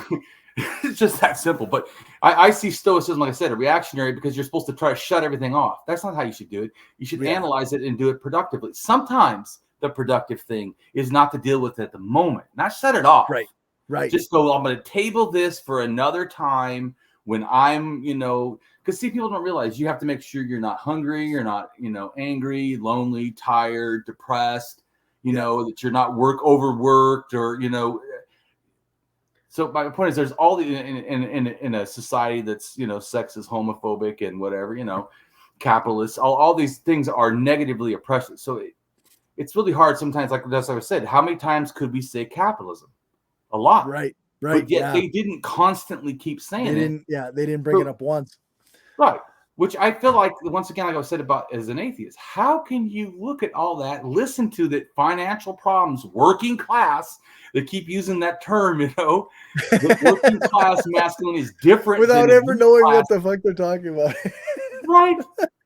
But it's like, and then well, it's not capitalism. Like, what the fuck are you talking about? Anyways, let's keep going. Sure. In this new wave of public focus on men and masculinities, men are rightly identifying the expectations of gender as contributing to more mental health and physical health and social isolation, addiction problems, and violence. Let's hope that this critique can be extended to the dominant representations of masculinity in our media and culture too, which set those expectations in the first place.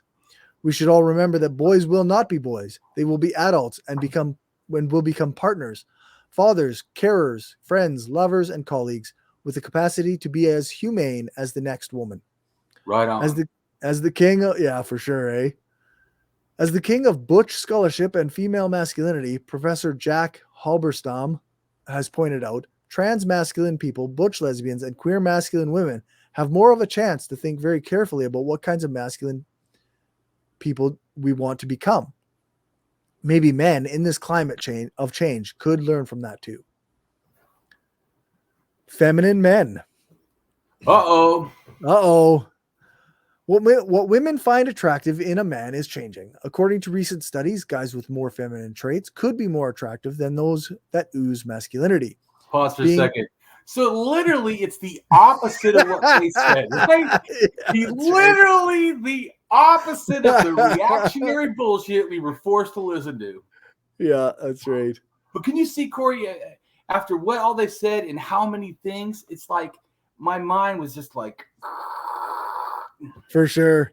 Yeah, it's just too much, right? Like, it's too many lies. It's too much falsehood. Just fucking... And then she took us a aim at us particularly. Yeah, the progressives and the leftists. Man, it's like, straight up, go fuck yourself. How about that? You want to hear some masculinity? How about go fuck yourself? Yeah, that's right.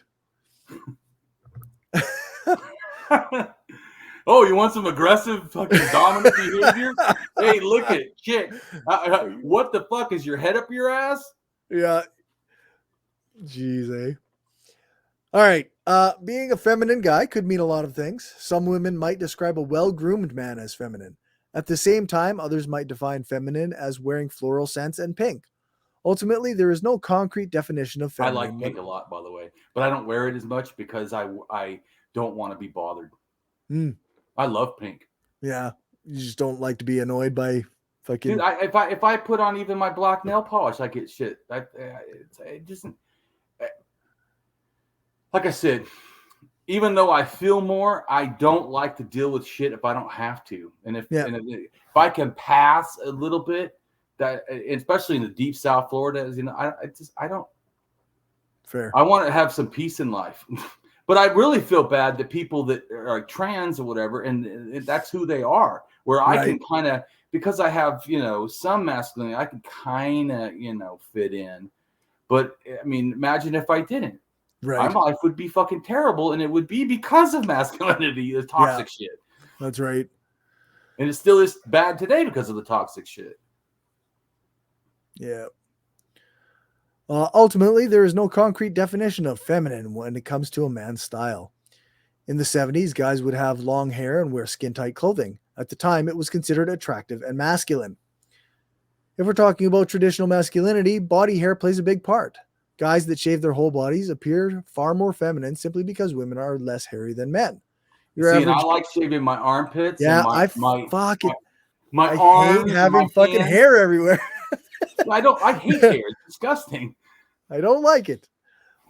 When I was really, really into bodybuilding, I always shaved my stomach because then you can see the abs a little bit better. Right. But I'm just making a comment that just how stupid that you can't even shave. Shave is not masculine. You know what I'm saying? Yeah, that's right.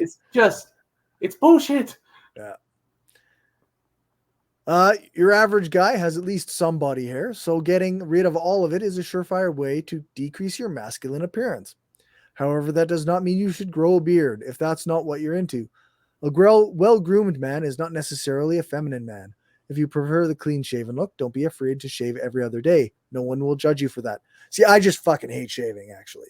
Like, that's why I always have a little bit of stubble, because I just fucking hate doing it. I'm so lazy. I just hate doing it. Well, I just like a beard and a goatee, so I've always liked that.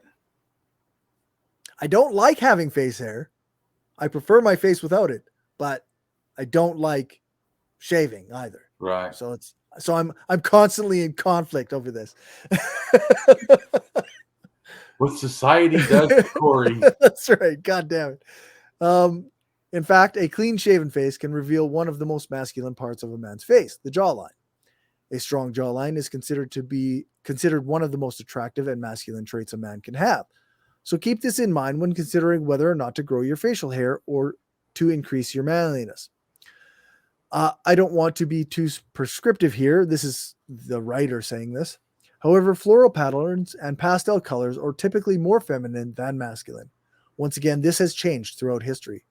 So this is actually, I want to just emphasize, this is from Real Men Style, an article called "Are You a Feminine Man?" Right. So, in the ancient civilizations of Egypt, Persia, and India, flowers were seen as gifts from the gods. Men of high social status could wear them or smell them to become closer to their gods. Greek and Roman men also wore flowers, traditionally in the form of wreaths or garlands. The Romans would use them for religious ceremonies, but they specifically valued roses, which eventually became a universal symbol of love and romance. However, in the 21st century, floral patterns and scents have become associated with femininity. A man who wears a floral shirt or smells of a floral fragrance is likely to be seen as more feminine than a guy who smells of cedar and wears dark-colored clothing. Does that mean you should avoid floral clothing? Absolutely not.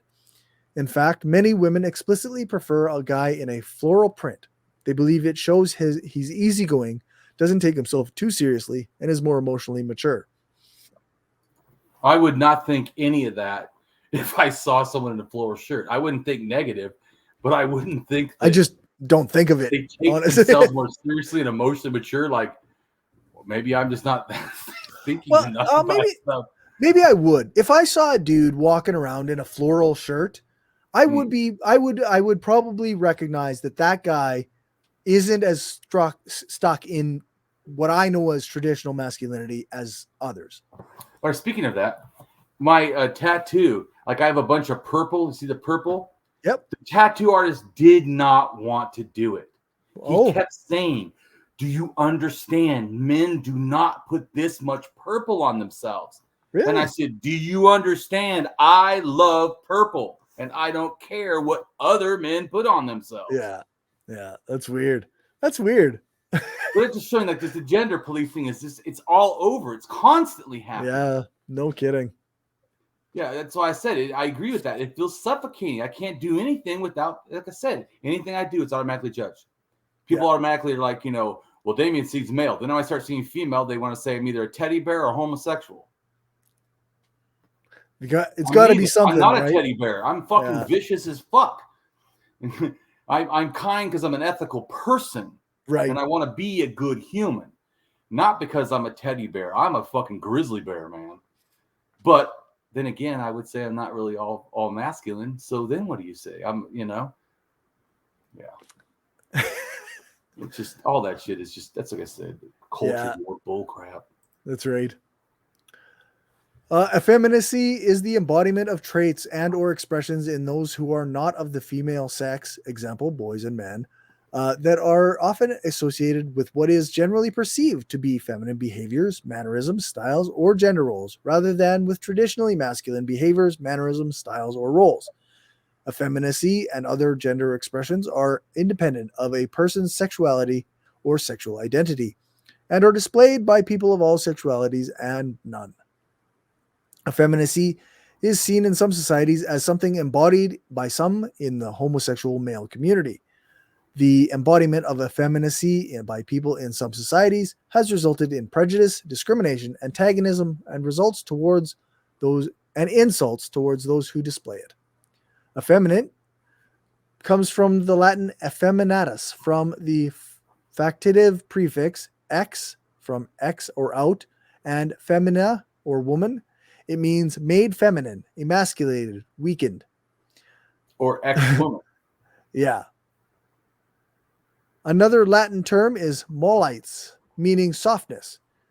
In ancient Koine Greek, the word for effeminate is something I can't quite even read, let alone pronounce. That's fine.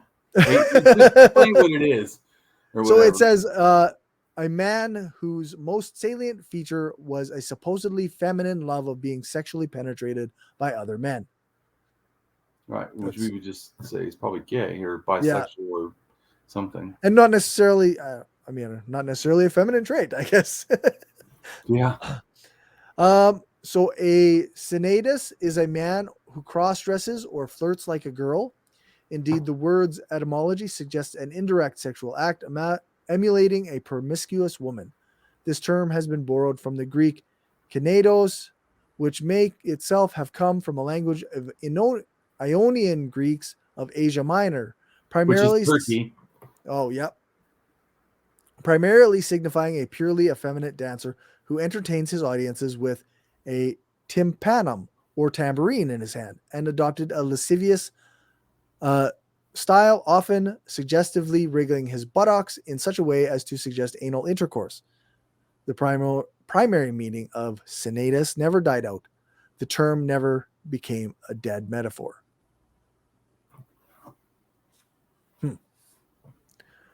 So drag and trans and gay is nothing new. Okay. No, that's also nothing new. Hey, that's like been around for a long time. But I'm just saying they always act like it's culture wars, new stuff. It's woke, you know. Yeah. Like no, anti-woke is actually also not new. Yeah, that's right. Reaction to change. Let's see. Other vernacular words for effeminacy include, okay, I don't know if I like these, but whatever. Pansy, Nelly, pretty boy, Nancy boy, girly remember, boy. they could be saying them as derogatory. It doesn't mean that they're just That's saying, true. They're not necessarily right. Yeah. Well, you could also say what I would say is I don't agree with these, you know, I don't agree with bigotry terms, but here's what they, you know, whatever. Yeah, that's true. So also Molly. Remember, Cory, it's not like you and me are just talking and we're using this terminology. We're trying to not just even teach, we're trying to counteract the bullshit that not just those people did, but society has been pushing, and why it's wrong and why it never ever is going to be right, wasn't ever right to begin with. Yeah, for sure.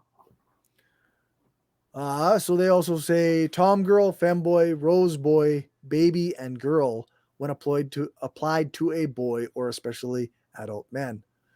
The word effete similarly implies effeminacy or over refinement, but comes from the Latin term effetus, meaning having given birth, exhausted. From ex and fetus, offspring. The term tom girl means a girlish boy, comes from an inversion of tomboy, meaning a boyish girl. The term girly boy comes from a gender of inversion of girly girl. Greek historian Plutarch recounts that Periander, the tyrant of Ambrasia, asked his boy, "Aren't you pregnant yet?" in the presence of other people, causing the boy to kill him in revenge for being treated as if effeminate or a woman. That's from toxic masculinity is also nothing. Also not new. Yeah. Amadorus in 768. Yeah. When Aeschines was accused of treason by Athenians, Timarchus and Demosthenes in 346 BC, he brought a countersuit claiming Timarchus had prostituted himself or been kept by other men. He also attributed Demosthenes, nicknamed Batalos or Ars, to his unmanliness, and frequently commented on his unmanly and womanish temper, even criticizing his clothing. If anyone took those dainty little coats and soft shirts off you and took them round for jurors to handle, I think they'd be quite unable to say if they hadn't been told in advance whether they'd been holding a man's clothing or a woman's. And why does that even fucking matter? Yeah, no kidding. I don't. Yeah. And people in Scotland wear kilts. Is that a dress? How about people in the Middle East or in Africa that wear those? I don't know what they're called, but they're like long robes. They're like long dresses. You know what I'm talking about? Yep. I don't know the name, but anyways, I'm just making a comment that all this is just bullshit. Yep, that's right. Demosthenes is also implicated in passive homosexuality and the prostitution of youth. There is a certain Aristion, a Plataean, who as a youth was outstandingly good-looking and lived for a long time in Demosthenes' house. Allegations about the part he was playing, they're very, and it would be most unseemly for me to talk about it. The late Greek erotes, or love, forms of desire, affairs of the heart, preserved with manuscripts by Lucian, contains a debate between two men, Charicles and Callicratidas, over the relative merits of women and boys as vehicles of male sexual pleasure. Callicratidas, far from being effeminized by his sexual predilection for boys, Callicratidas' inclination renders him hyper-virile. Callicratidas' sexual desire for boys then makes him, quote, more of a man, supposedly. More of a man. Well, the point is, going back to masculinity is not some fixed thing that just attaches to the male chromosome, or, you know. Yeah. It does not weaken or subvert his male gender identity, but rather consolidates it. In contrast, Cheroklees' erotic preference for women seems to have had the corresponding effect of effeminizing him. When the reader first encounters him, for example, Cherokles is described as exhibiting a skillful use of cosmetics so as to be attractive to women. And this will be like me going to the strip club, been in a shower, clean clothes, and I smell nice.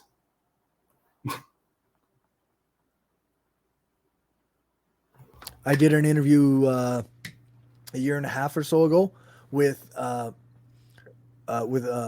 former sex worker, now sex worker advocate. Okay. And she, in the after show, we were talking a little bit, and she mentioned to me that often men who had been the clients of sex workers were actually better feminists than men who had not. You're right. Because they related to the women in a better way, in a different way. Right. But I guarantee that woman would not be okay with it. She believes that you shouldn't even have casual sex. Oh, right. Yeah, no, for sure. Yeah. Such bullshit. What does that have to do with anything? That's nothing to do with the ethics or nothing to do with the good relationship. Because a good relationship is one that two people decide. It's like if we both decided to be celibate, that'd still be okay because that's what we both decided. Yeah, that's right. And if that, but yeah, I mean, right. And that's the thing, like the dynamics of your relationship are whatever you work out between yourselves, right? Like you don't, these people with their idea of masculinity don't get to come in and be like, your relationship is wrong because we said so. I told you when I first, I told people about it when I was on Facebook, like maybe 2016 or something. I don't know. But 5 people that were atheists blocked me that were because they felt that I was cheating in my marriage. Can you believe that? I said, how the fuck am I cheating? My wife is fucking the women with me. Yeah. Like, that's. Well, you said you go to strip clubs and porn. I go, and my wife sometimes goes to strip clubs with me, and my wife rarely, but sometimes watches porn with me. So, I mean, once again, that's your bullshit, not mine. That's right. But just like I said, I also, even though mine is more open sexually, I do not put down people that are celibate or whatever. That's just another preference, just like mine. It's like, I mean, there seems to be both from monogamous people and polyamorous people, there's like the judgment of the other. Like, not for me though. I've seen, not from you, but I've seen polyamorous people say, but if you're monogamous, then it's just because you're oppressing your partner. It's like, well, no, I'm choosing to be monogamous and she's choosing to be monogamous too. And like I told you, to me, there's nothing unhealthy about any of the different styles, as long as everyone's consenting. Exactly. As long as everybody's informed and consenting to all of it. Yeah, so that's what I'm saying. That I'm not like that, because once again, that's just like a reactionary thing. To me, the issue is we all should have our healthy sexuality that works for us, and that can change by person, by relationship, by time, by people. There's some people my wife doesn't like, or something. So it doesn't mean that she likes everyone. And as she gets older, she actually wants to have less sex with less people in general. So, I mean, compared to me, I don't feel like I'm that much different, although that now I just don't make time for it. And actually, since COVID, I haven't done anything because I ain't getting fucking dead for nobody. Right. Yeah, no kidding. But once again, it's not actually not worth it. It's not the sexual that why I'm stopping or whatever. It's actually because, there's a fucking pandemic and I don't really want to get a disease that'll severely hurt me. Yeah. So no. So, but I was thinking when they have these fixed things that they decide ahead of time. That's one thing I actually told you I didn't like about psychology. It's like these people where they already have the standard. They know, like, this is what makes a good marriage, and then they And I say, well, because like the first person we went to before we had opened our marriage, we were talking about it. So I said, let's go to a sex therapist and talk about all this openly and stuff. And then because it's a safer place where someone else is there, like to arbitrate our discussions. Not like we get mad or offended or hurt or whatever. We can really talk about stuff. Me and her were both cool. the counselor was like, well, I don't think it's a fantasy's okay, but I don't think it's a good idea for you guys to open up your relationship. I think it's going to hurt the relationship. I'm like, why do you think that? You know what I'm saying? It's like they have this fixed thing I'm supposed to fit, you know? Yeah. So strange. Yeah. But I'm just saying that that's the same thing with all this. They just prescribe their version of masculinity. They think everyone's going to do. Yeah. And you can tell she says, oh, no, nobody says anything. Literally, everybody is saying masculinities and adding trans people and intersex. And you're the one that's making it as if it's one thing that nobody else is doing, including psychology, which should have a better handle on this than you. Yeah. One of the things that always blows me away is these people that are always talking. They talk about nobody's ever talking about this issue. This is people are ignoring this issue. Nobody's ignoring this. It's being talked about by many people in academic settings. It's being talked about in publications, magazines, on television. It's been talked about for hundreds of years. Masculinity is talked about. Right. So maybe we don't need to worry so much about it. I don't know. In that sense. Yeah.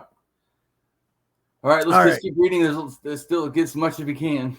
Yes. Over refinement, fine clothes, and other possessions, the company of women, certain traits, and too much fondness with women were all deemed effeminate traits in Roman society. Taking an inappropriate sexual position, passive or bottom, in the same gender sex was considered effeminate and unnatural. Touching the head with a finger or wearing a goatee were also considered effeminate. Roman consul Scipio Aemilianus questioned one of his opponents, P. Supplicus Gallus, for the kind of man who adorns himself daily in front of a mirror, wearing perfume, whose eyebrows are shaved off, who walks around with plucked beard and thighs, who when he was a young man reclined at banquets next to his lover, wearing a long-sleeved tunic, who is fond of men as he is of wine. Can anyone doubt that he has done what Cineidae are in the habit of doing? The Roman orator Quintilian described the plucked body, the broken walk, the female attire, as signs of one who is soft, mollus, and not a real man. For Roman men, masculinity also meant self-control, even in the face of painful emotions, illness, or death, Cicero says. Cicero says there exist certain precepts, even laws that prohibit a man from being effeminate in pain. And Seneca adds, if I must suffer illness, it will be my wish to do nothing out of control, nothing effeminately. Isn't that crazy? That's funny since it's funny. So many men that I know are like the biggest wimps when they get sick. It's very funny, and I'm including myself in that sometimes, dude. I'm just like, I'm just laying on the couch and I'm gonna be sick here. I'm not doing it. The problem, like sometimes when I get sick, is I'm more prone to losing control sociopathically. Mm-hmm. That's also, like I said, like I had to stop my activism because my mom died and too much stuff from my past. I started to feel not enough self-mastery. I felt a lot less. And I know that, well, when I'm like that, it's not good to put me in positions where I could do something wrong. Right. And which would, to me, be probably hurt men. So not women. I've never really hurt women in my life, but I have beat men for no fucking reason. Right. And I don't, that's why I said I don't want to go in confrontation about all this shit that makes me pissed off. And then someone says something and then he touches me and then I fucking, lose it on them. Yeah, exactly.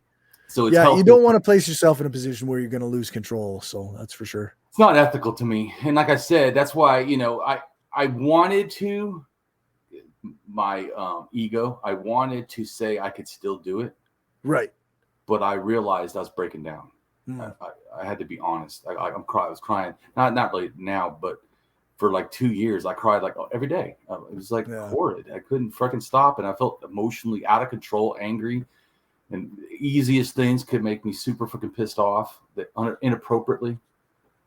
Fair. So because I know like my brother's like, oh, you stopped being an activist. I'm like, well, not because I like got lazy or something, or didn't care anymore.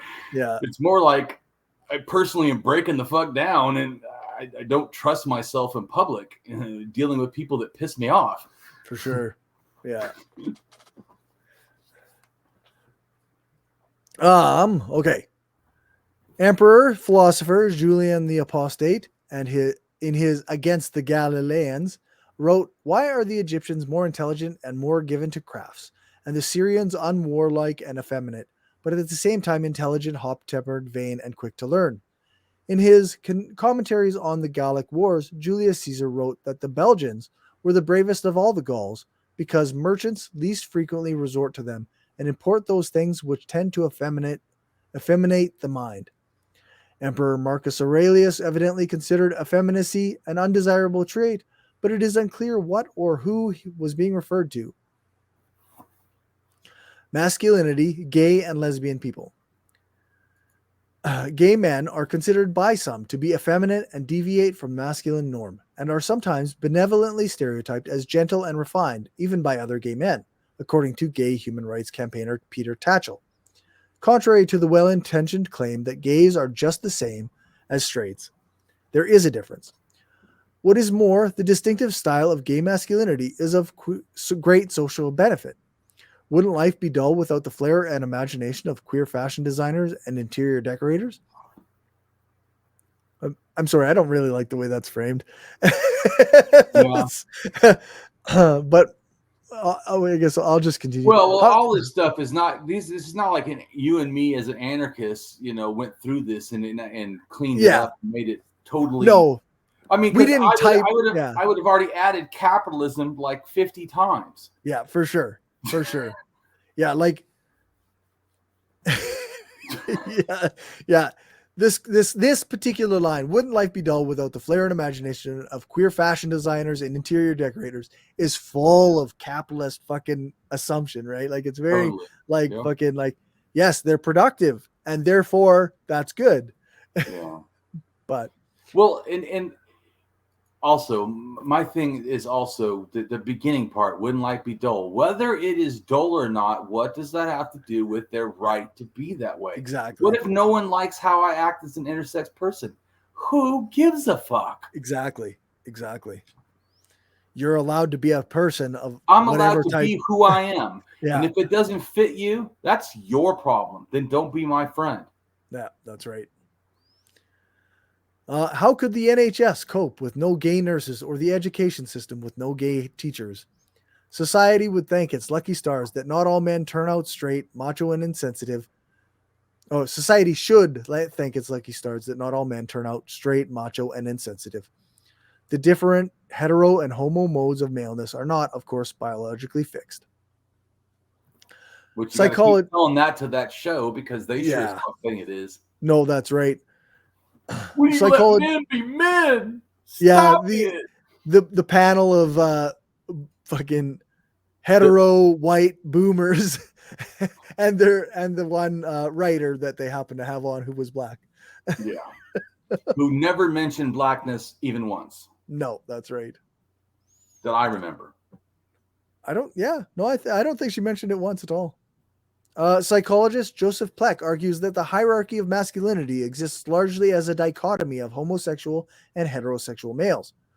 Our society uses the male heterosexual homosexual dichotomy as a central symbol for all the rankings of masculinity, for the division on any grounds between males who are quote unquote real men and have power and males who are not.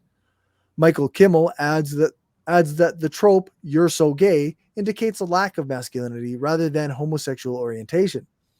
According to Plack, to avoid male oppression of women themselves and other men, patriarchal structures, institutions, and discourse must be eliminated from Western society. Yep, I'm in on that. Well, that's a statement that sounds like an anarchist. Yeah, that's right. Or that an anarchist could appreciate. How's that? That's right. Yeah. Fuck hierarchies and fuck patriarchy structures and institutions and they need to be eliminated. See, now we're not fixed, not her picking all the parts that are good. No, eliminate them. There you go. That's right. Now that is something I can agree with. Yeah. In the documentary, The Butch Factor, gay men, one of them transgender, were asked about their views of masculinity. Masculine traits were generally seen as an advantage in and out of the closet, allowing butch gay men to conceal their sexual orientation longer while engaged in masculine activities such as sports. Some did not see themselves as effeminate and felt little connection to gay culture. Some effeminate gay men in the Butch Factor felt uncomfortable about their femininity, despite being comfortable with their sexuality, and feminine gay men may be derided by stereotypical masculine gays. Feminine-looking men tended to come out earlier after being labeled gay by their peers. More likely to face bullying and harassment throughout their lives, they were taunted by derogatory words such as sissy, implying feminine qualities. Effeminate, campy gay men sometimes used what John R. Ballou called camp humor, such as referring to one another by female pronouns. According to Ballou, a funny way of diffusing hate directed towards us, gay men. However, such humor can cause gay men to become confused in relation to how we feel about being men. He further stated, heterosexual men are sometimes advised to get in touch with their inner feminine.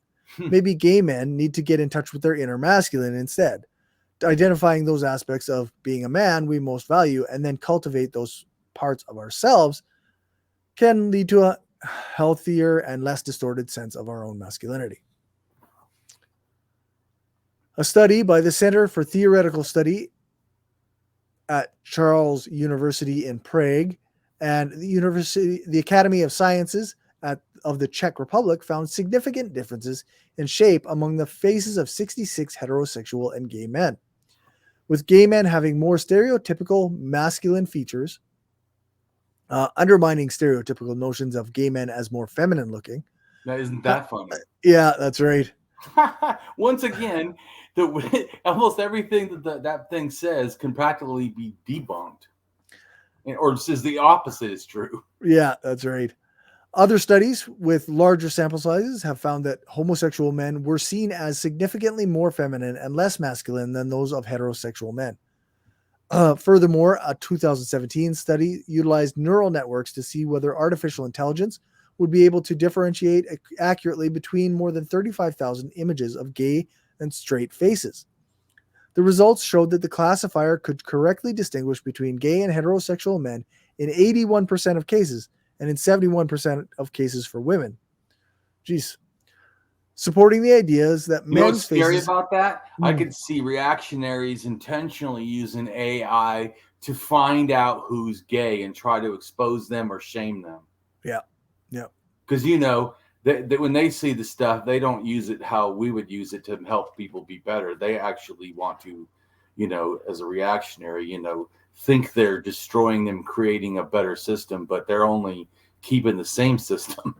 Yeah, exactly.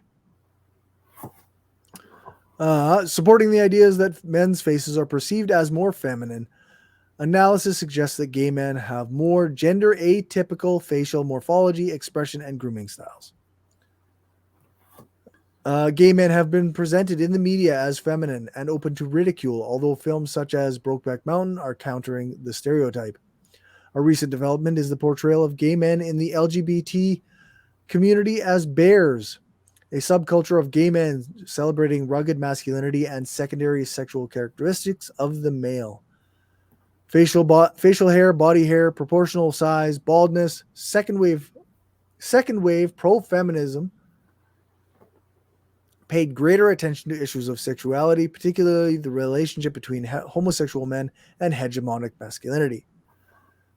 This shift led to an increased cooperation between the men's liberation and gay liberation movements, developing in part because masculinity was understood as a social construct, and in response to the universalization of men in previous men's movements, men's rights activists worked to stop second-wave feminists from influencing the gay rights movement, promoting hypermasculinity as inherent to gay sexuality. So once again, a lot of those men's rights movement really are to me, kind of. They say they need a healthy men's movement. You don't have one. You have fucking toxic men's rights activists. Yeah, that's right. Masculinity has played an important role in lesbian culture, although Lesbians vary widely in the degree to which they express masculinity and femininity. In LGBT cultures, masculine women are often referred to as butch. Although often ignored in discussions of masculinity, women can also express masculine traits and behaviors. In Western culture, female masculinity has been codified into identities such as tomboy and butch. Although female masculinity is often associated with lesbianism, expressing masculinity is not necessarily related to a woman's sexuality. In feminist philosophy, female masculinity is often characterized as a type of gender performance which challenges traditional masculinity and male dominance. Zachary A. Kramer argues that the discussion of masculinity should be opened up to include constructions of masculinity that uniquely affect women. Masculine women are often subject to social stigma and harassment, although the influence of the feminist movement has led to greater acceptance of women expressing masculinity in recent decades. Women who participate in sports, especially male-dominated sports, are sometimes derided as being masculine, even though most sports emphasize stereotypical masculine qualities such as strength, competition, and aggression. Women who participate in sports are still expected to conform to strictly feminine gender norms. There you go. Yeah. This is known as the female athlete paradox. Although traditional gender norms are gradually changing, female athletes, especially those that participate in male-dominated sports such as boxing, weightlifting, American football, rugby, ice hockey, and motorsport, are still often viewed as deviating from the boundaries of femininity and may suffer negative repercussions. Women face a similar paradox in the business world. As corporate leadership roles are widely associated with stereotypical masculine characteristics, women who adopt these characteristics may be more successful, but also more disliked due to not conforming with the expected feminine stereotypes. According to a study in the UK, women with stereotypical masculine personality traits are more likely to gain access to high-paying occupations than women with feminine personality traits. According to another study conducted in Germany, women who fit the stereotypical masculine gender role are generally more successful in their careers. Gender, on the other hand, is a social construct. Gender, on the other hand, is a social construct that is defined by individuals/groups within different societies, cultures, and areas of the world. Moreover, gender consists of a number of different dimensions that may change over time, such as appearance preferences, example, clothing or makeup, mannerisms and behaviors, emotions and other psychological aspects, and how a person perceives and feels about themselves. As adults, we may have more agency in terms of how we define and express our gender in different spaces, like school, work, or with family. However, from birth and throughout our childhood, each of us tends to be socialized into specified gender roles, boy, man, or girl, or woman. For instance, when caregivers learn that they are having a boy from biological sex, they will begin to select names like Henry, Jeremiah, Lewis, clothing and paint colors for like blue and gray, and toys like fire trucks and footballs that are stereotypically aligned with boyhood, manhood, or masculinity, and are also often perceived as antithesis or opposite to girlhood, womanhood, or femininity. Unfortunately, this contributes to a dichotomous binary perception of gender. Yet each of us occupies both feminine and masculine attributes to varying degrees each and every day of our lives, regardless of our respective genders.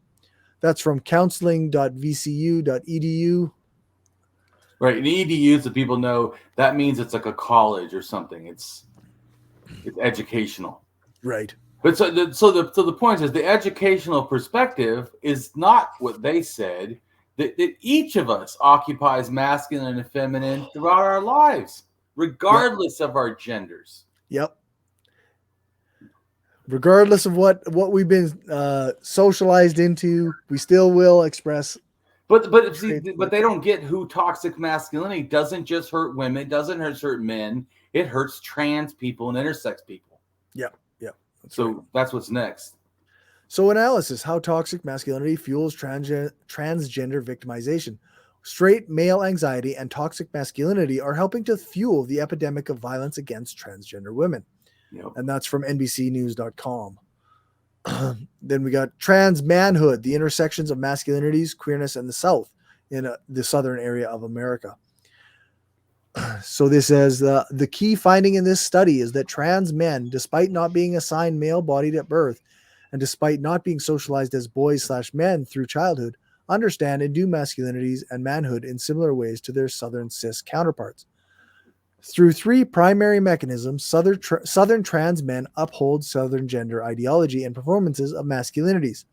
These mechanisms include A, understanding gender as a binary and essential, B, performing stereotypical versions of Southern manhood, and C, maintaining mastery, honor, and independence. That's from the journals at sagepub.com. And then we've got what does it mean to be a man? Transmasculinities, bodily practices, and reflexive embodiment.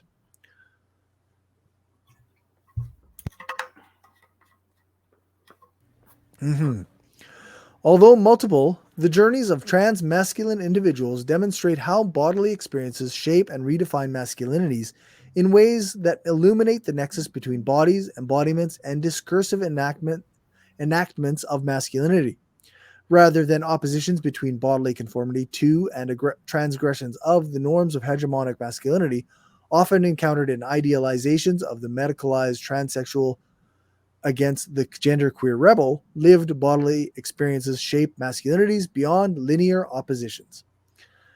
Tensions between natural and technological, material and discursive, or feminine and masculine were keys for understanding trans-masculine narratives about the body, embodiment, and identity. Again, from journals.sagepub.com. And the reason I put journals and not like a lot of opinion pieces was because I'm trying to, show that science is not on those people's side. Right. These are on our side. Yeah. The progressives and the leftists. Oh, okay. Yeah. The ones that are the toxic voices. You guys are the toxic voices, literally. Like, actually, yeah. Next we got trans masculinity, comparing trans masculine individuals and cisgender men's conformity to hegemonic masculinity. Results exhibit that trans masculine individuals showed higher scores than cisgender men on dimensions of the... Stop right there. Show higher scores. Yeah. Yeah, on the dimensions of emotional self-control and self-reliance. Whereas cisgender men showed higher endorsement of norms such as heterosexual self-presentation and power over women. So the trans-masculine individuals showed higher scores on the good traits. Yeah. And the cisgender men showed higher scores on the negative ones. Negative traits. Yeah, so let's teach men to be like cisgender men. No. Let's teach them to be like trans-masculine individuals. Yeah, I think that sounds better. Yeah. But you see what I'm saying? The fact that she never addressed the different kinds of masculinity just shows that she's a piece of garbage. Yeah. Like the fuck? If you're so important that you left out, I don't know, like all kinds of other people, you fucking just being a bigot. Yeah, exactly. Masculinity Inside and Out, the biopolitical lessons of transgender and intersex studies. Transgender and intersex studies seem to pose especially tough, challenging questions for masculinity studies, questions that are ultimately about the categories and concepts we use, about the kinds of knowledge masculinity studies has produced, and about the kinds of knowledge it can produce. The researchers suspect that scholars who practice masculinity studies believe, for example, they have come to terms with the old distinction between socially or culturally constructed gender on the one hand and the physically materiality of biological sex on the other. And that's there's a whole bunch more in all these things, obviously. I'm just giving you a little piece. Right, yeah. Yeah, these all have links so then people can check out the full study or whatever. Yeah, it's all this is important stuff, I think, for people to know, especially if you really want to understand this topic and not in the fucking bigoted way those reactionaries presented it. Yeah, that's right. Masculinity in intersex. The Greek historian Diodorus Siculus? Sure. Wrote in the 1st century BCE, Hermaphroditus, as he has been called, who was born of Hermes and Aphrodite, and received a name which is a combination of those of both his parents, Some say that this hermaphroditus is a god and appears at certain times among men, and that he is born with a physical body which is a combination of that of a man and a woman. Right. So they're referring to an intersex person. Yeah. Bartleby.com. That's an essay on masculinity and intersex. Right. Reclaiming Masculinity in an account of lived intersex experience, language, desire, and embodied knowledge. This paper applies a queer lens to one person's account of an intersex body and self in order to examine the intersections of masculinity with constructions of biologically grounded innateness. Its application reveals the limitations of the social category man as a location for masculinity. Through narrative and talk in interaction, the informal strategically mobilizes normative discourses of masculinity, appropriating these dominant discourses and constructing a subject position as intersex while drawing upon binary terminology, both biological and social, in order to construct a non-binary body and self. From researchgate.net. Intersex men, masculinities, and disabled penises. Intersex individuals who identify as, I should emphasize, disabled is in quotes of sense. Like, it doesn't mean disabled. It means, well, because just so people know, yeah, an intersex person who was more feminine could have a clitoris the size of about 6 inches. Most people would see that as a penis that just doesn't operate correctly. Some women that are like that, or intersex people that are like that, if they consider themselves male, especially, could actually have sex with a woman to some extent. I don't know how hard it or not, but it's somewhat. So I'm just trying to reference that may not be a derogatory term in a sense. Right. Yeah. Because remember, when you're talking about intersex people, like this hidden penis is a shame I had as a youth, because when you look at me, it looks like I have zero penis. Unless I'm hard. Nothing shows. It just is like a little fold of skin, and that's it. And then there's testicles. There's nothing shows. I used to feel bad. I don't feel bad anymore. You know what I'm saying? Because it's just how I was born, like the disabled penis. So I'm just making a comment that it doesn't. When you're intersex, you have to make your own thing because society has not made it acceptable. In a sense. Yeah, it's similar, I think, in a sense, to the way that different people with different abilities or inabilities call themselves disabled or not disabled, depending on how they prefer, I think. All I was trying to say is that because most people don't really ask questions and don't want to know and don't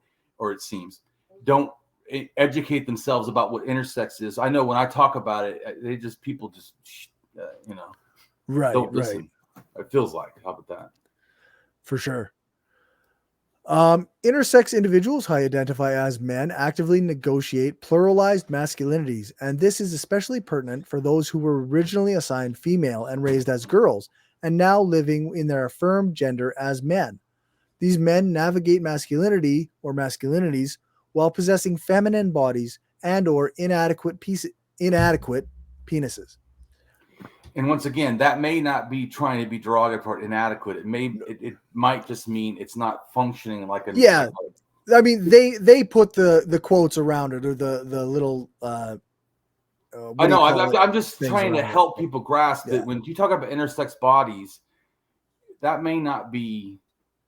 Derogatory. Right.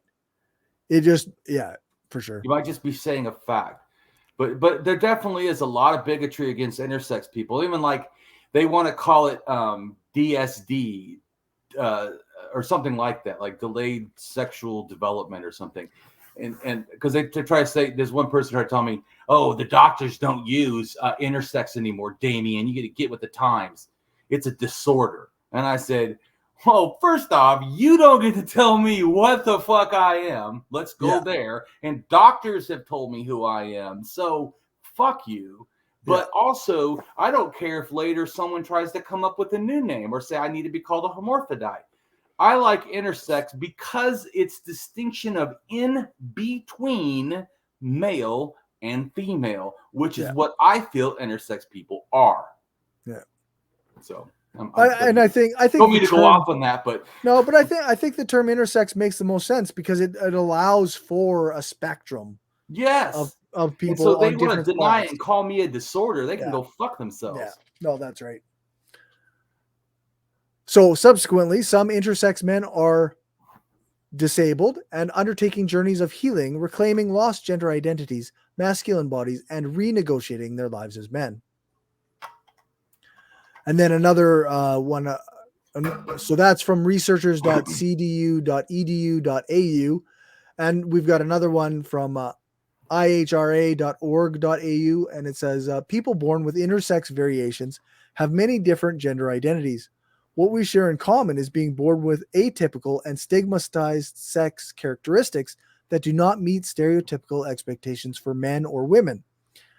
In very many cases, defining intersex as a gender identity misgenders people born with intersex variations.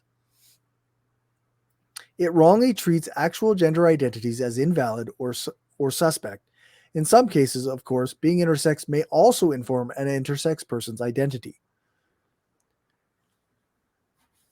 It's like, it makes me think of like all these things, like we're not just sticking labels onto people to fucking put them into a box. Like, like, right. And so, and also to me, there's and it's not super strong, but there's an intersex activism movement. So they're the people that are going to tell me what intersex people, not some fucking reactionary that doesn't even like or agree that intersex people are really intersex. Right. They're not the ones that are going to tell me anything. In fact, I used, which I told you I don't always do, but well, I had like 4 or 5 of them attacking me about being intersex at one time, not now, but some were atheists. And I just started using my techniques against them and making them feel bad, guilty and shit, you know, because anyways, I'm not going to go into, I told you before, I don't like teaching some of the things I can do because not everyone's ethical like I try to be. But anyways, I'm just saying, I wanted to make that point that intersex people, just like someone said something about an intersex person, and I go, you know the one thing about intersex people? Yeah, we're not a group.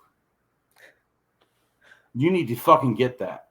Yeah. It's not like gay people. It's not like an intersex group. The reason why, because the variations can be biological with hormones, with chromosomes, with androgens, with some other type of thing, you know, or whatever. So many different ways it can be different. And then how even chromosomes, you can have a couple different, maybe different, like 0, like O, like I said, which is not either X or Y.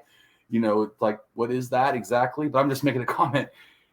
There's so much variation. It's like you said, as a group, yes, we're a certain percentage. But to me, you can't look at how like I feel and totally understand the intersex experience. Right. Yeah. Like, it wouldn't make sense. To think yeah. Wouldn't make sense to apply you. One person said to give my opinion. I said, I don't talk for intersex people because all I can talk for is what it's like to be born my way of intersex. Right. Where I was born basically kind of male with a bunch of female attributes and things that were not right and whatever, and how I feel genderqueer. Because see, some people could be already intersex and feel male or masculine, or feel feminine. I mean, or trans, or there's so many. That's why I would say that people just don't get the whole thing. But then it's just they don't want to learn. Because there's definitely, like I said, it's not like we're not talking about it. And I know I don't make video after video on it, but it comes up out there. Yeah, that's right. So male or female, brains are intersex. Oh, the underlying brains are intersex. See, and I already told you that from the beginning. Remember when I said we're born intersex or female? Yeah. You have to turn things on and off to get what they call a male. Yeah. The underlying assumption in popular and scientific publications on sex differences in the brain is that human brains can take one of 2 forms, male or female, and that the differences between these 2 forms underlie differences between men and women in personality, cognition, emotion, and behavior. Documented sex differences in brain structure are typically taken to support this dimorphic view of the brain. However, Neuroanatomical data reveal that sex interacts with other factors in utero and throughout life to determine the structure of the brain, and that's because these interactions are complex. The result is a multimorphic rather than a dimorphic brain.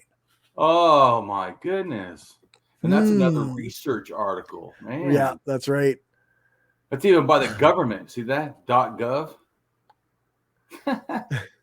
Yeah, that's right.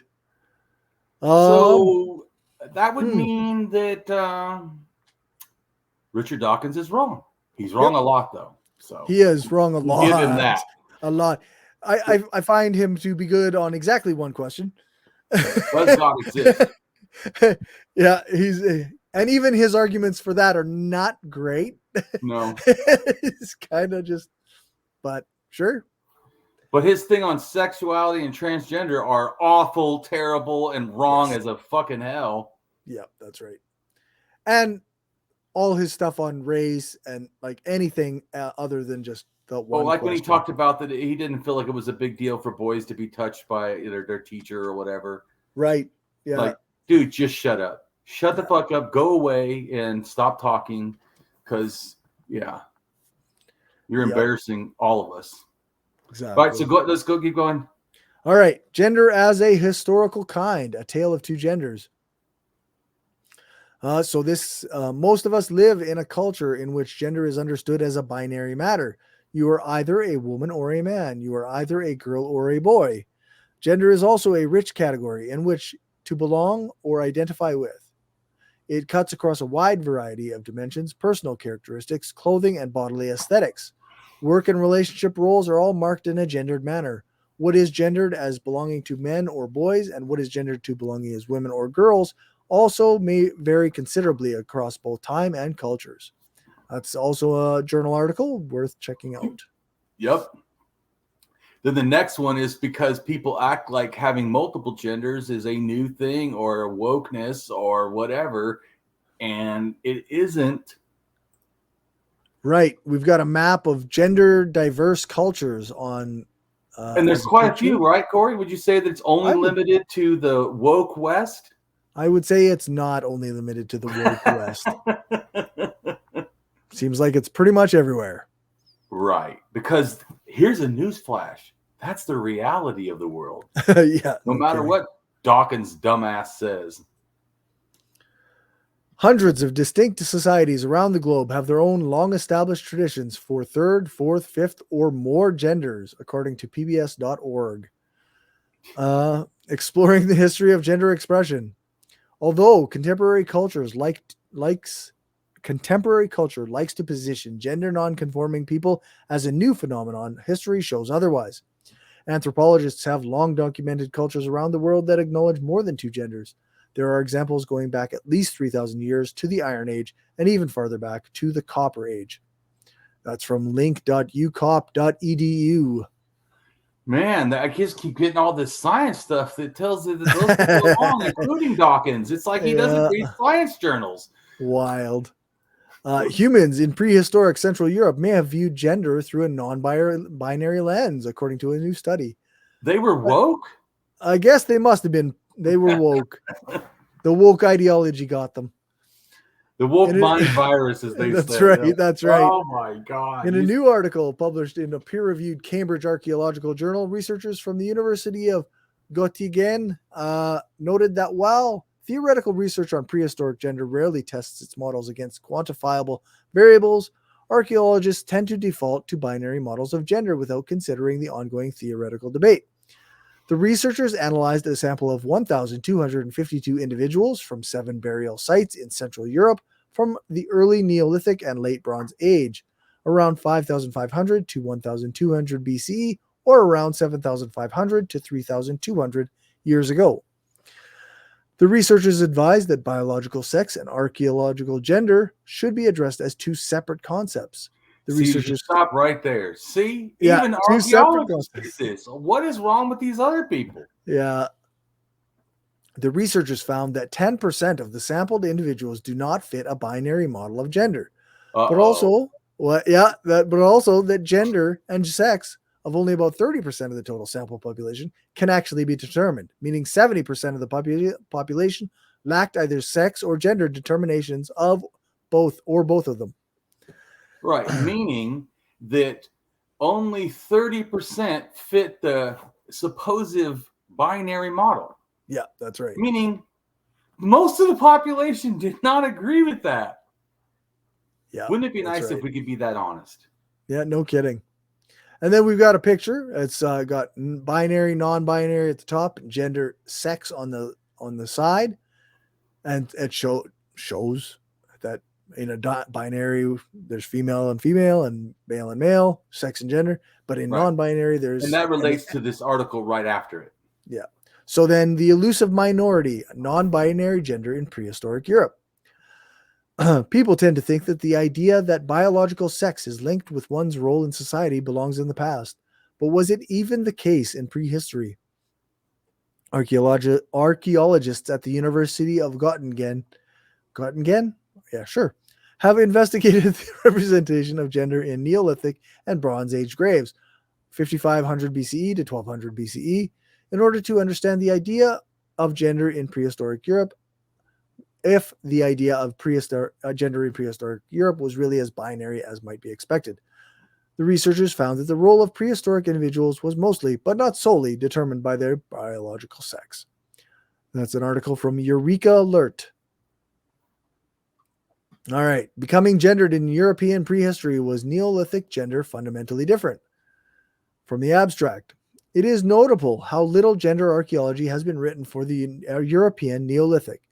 In contrast to the following Bronze Age, we cannot blame this absence on a lack of empirical data or on archaeologists' theoretical naivety.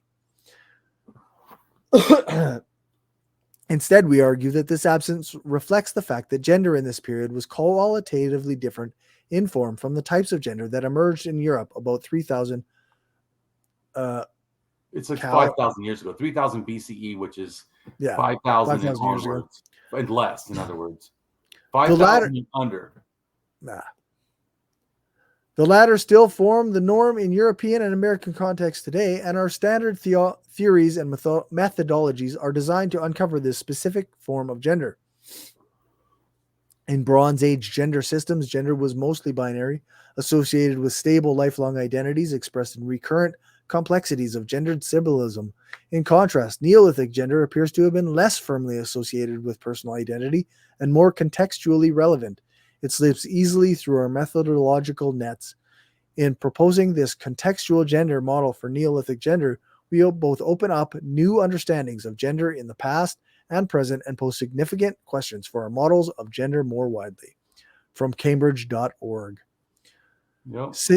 Sacred Band of Thebes, circa 378 BCE, or circa 338 BCE. I think it means that time. Both those times? Yeah. Between those times? I think so. Okay. The Sacred Band of Thebes, a troop of soldiers that consisted of 150 gay male couples, formed the elite force of the Theban army of the 4th century BCE. The rationale behind the band's composition was that lovers would fight more fiercely and cohesively than strangers with no ardent bonds. Theban general Pelopidas formed these couples into a distinct unit. The special forces of Greek soldiery and the 40 years of their known existence, 378 to 338 BCE, marked the preeminence of Thebes as a military and political power in late classical Greece. The Sacred Band fought the Spartans in Tegea in 375 BCE, vanquishing an army that was at least 3 times its size. It was also for a second. Yeah. Did you grasp that? The Spartans, right. Everybody's all like they're the best fighters, right? Yeah. They got their ass kicked by an army of gay soldiers that was 3 times its size. Yeah. So really, they need to make a movie about the Sacred Band of Thieves and these 150 gay men that were so good they kicked the Spartans' ass. Oh, where's the Band of Thebes movie? We need a new movie. Yeah, that's right. But anyways, my point is trying to say, go back to the belief that, we shouldn't have gays or trans in the military because that woke ideology makes it so they can't fight. Dickhead, they actually fight better. Yeah, that's just flat out wrong. So let's go back to reality and facts, which Damien likes to do. Yeah. So it was also responsible for the victory at the Leuctra in 371 BCE that established Theban independence from Spartan rule and laid the groundwork for the expansion of Theban power. Their only defeat came at the Battle of Chaeronea, 338 BCE, against Philip II of Macedon and his son Alexander the Great. It is written that Philip, after the fight, took a view of the slain, coming upon the place where the 300 that fought his phalanx lay dead together, and understanding that it was a band of lovers, he wept. Around 300 BCE, the town of Thebes erected a giant stone lion on a pedestal at the burial site of the sacred band that still stands today.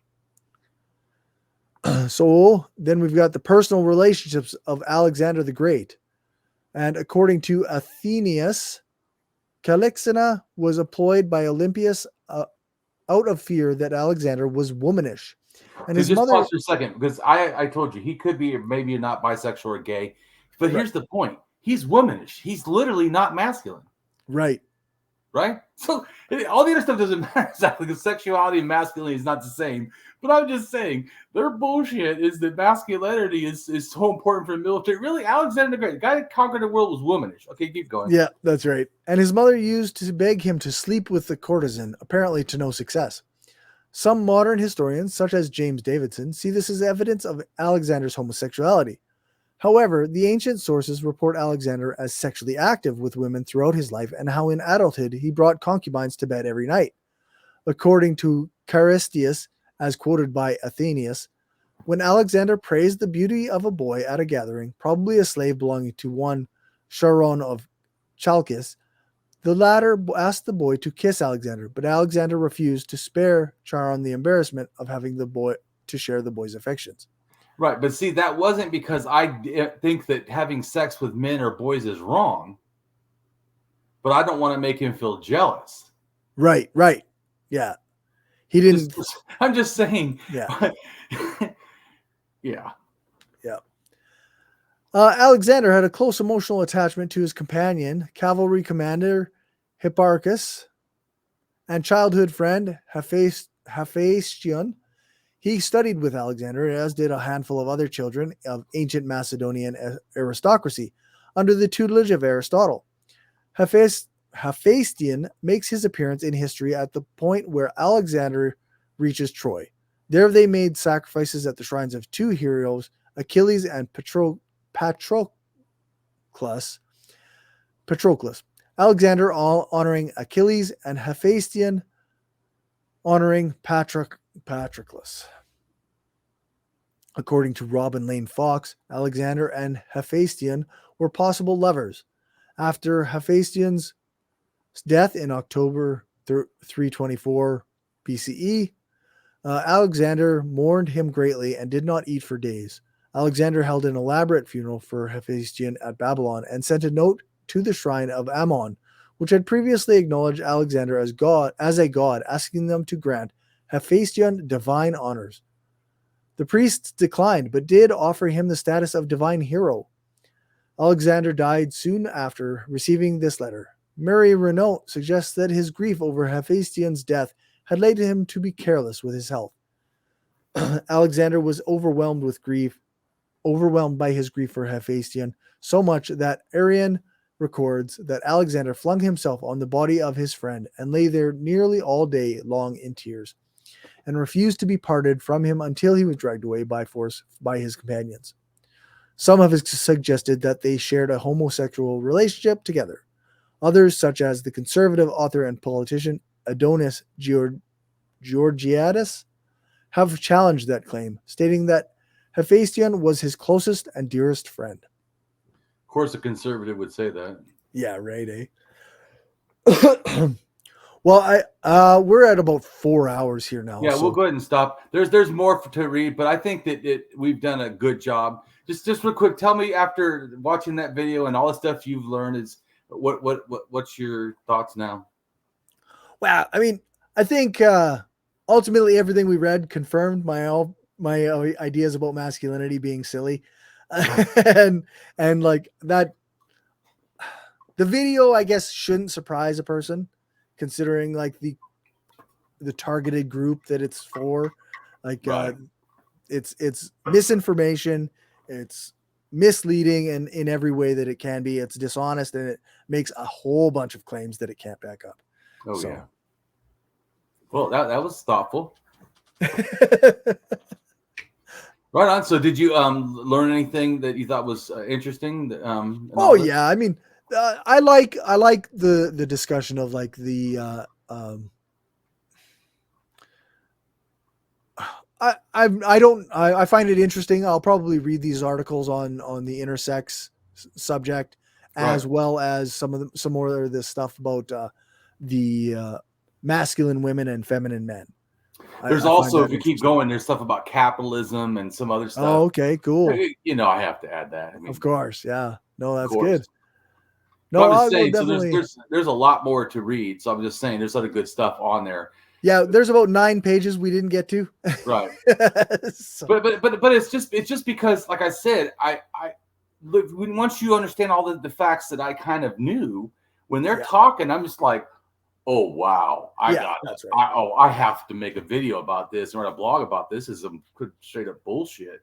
Yeah, that's right. So I feel good. I appreciate you helping and stuff. I think it was For great. sure. And yeah, so no, I like this one. I think everyone should be masculine if they feel like they should be masculine. Sure. And be as masculine as you want. Yeah. Be as feminine as you want, or be both, or that's right. Or have both at the same time. What doesn't do it's you. And that's the thing, like however you view that, like what is like, because there is no noble trait that can't belong to a gender. See, exactly. So be whatever. Right. Be happy and be healthy. And I would still go back to, no matter what your gender, be a good person. Yeah, that's right. So that's right. So Cory, you do good stuff. Go ahead and tell us about your what you're doing. And I'm working on things. I've got a couple interviews on the go. I do have another interview that I've recorded. The live version is up on my YouTube channel. I talked to a guy about his new book that he's working on about the transcendence movements that he's talking about. Basically, it's another way where he frames anarchism as an evolution of our political world. But yeah. And then, of course, Read Reviews with Justin. We do new books every 2 weeks. We didn't do one this week, but we're going to double it up next time. Right. And then, I'm also working on a video essay that I haven't quite had the time to work on, but and I just started a Substack. So that's I don't know what that is. It's like a blogging platform, but generally it's used by a lot of journalists, and I'm going to start writing things there when I get a chance. So that's like substack.com/skeptical leftist, I think. Well, if you want to, I mean, I already have my, I pay for my website every month anyways. So if you ever want to write stuff, you're welcome to give it to me and I'll post it as a, what do they call that? Not a visitor. Guest contribution or there something. There you go. That's it. Yeah, for sure. I'm just, well, for you. I mean, I support what you do and I want to help you. So awesome. I appreciate that. Yeah. All right, everyone. Have a great day and don't listen to these reactionaries talk shit. That's right.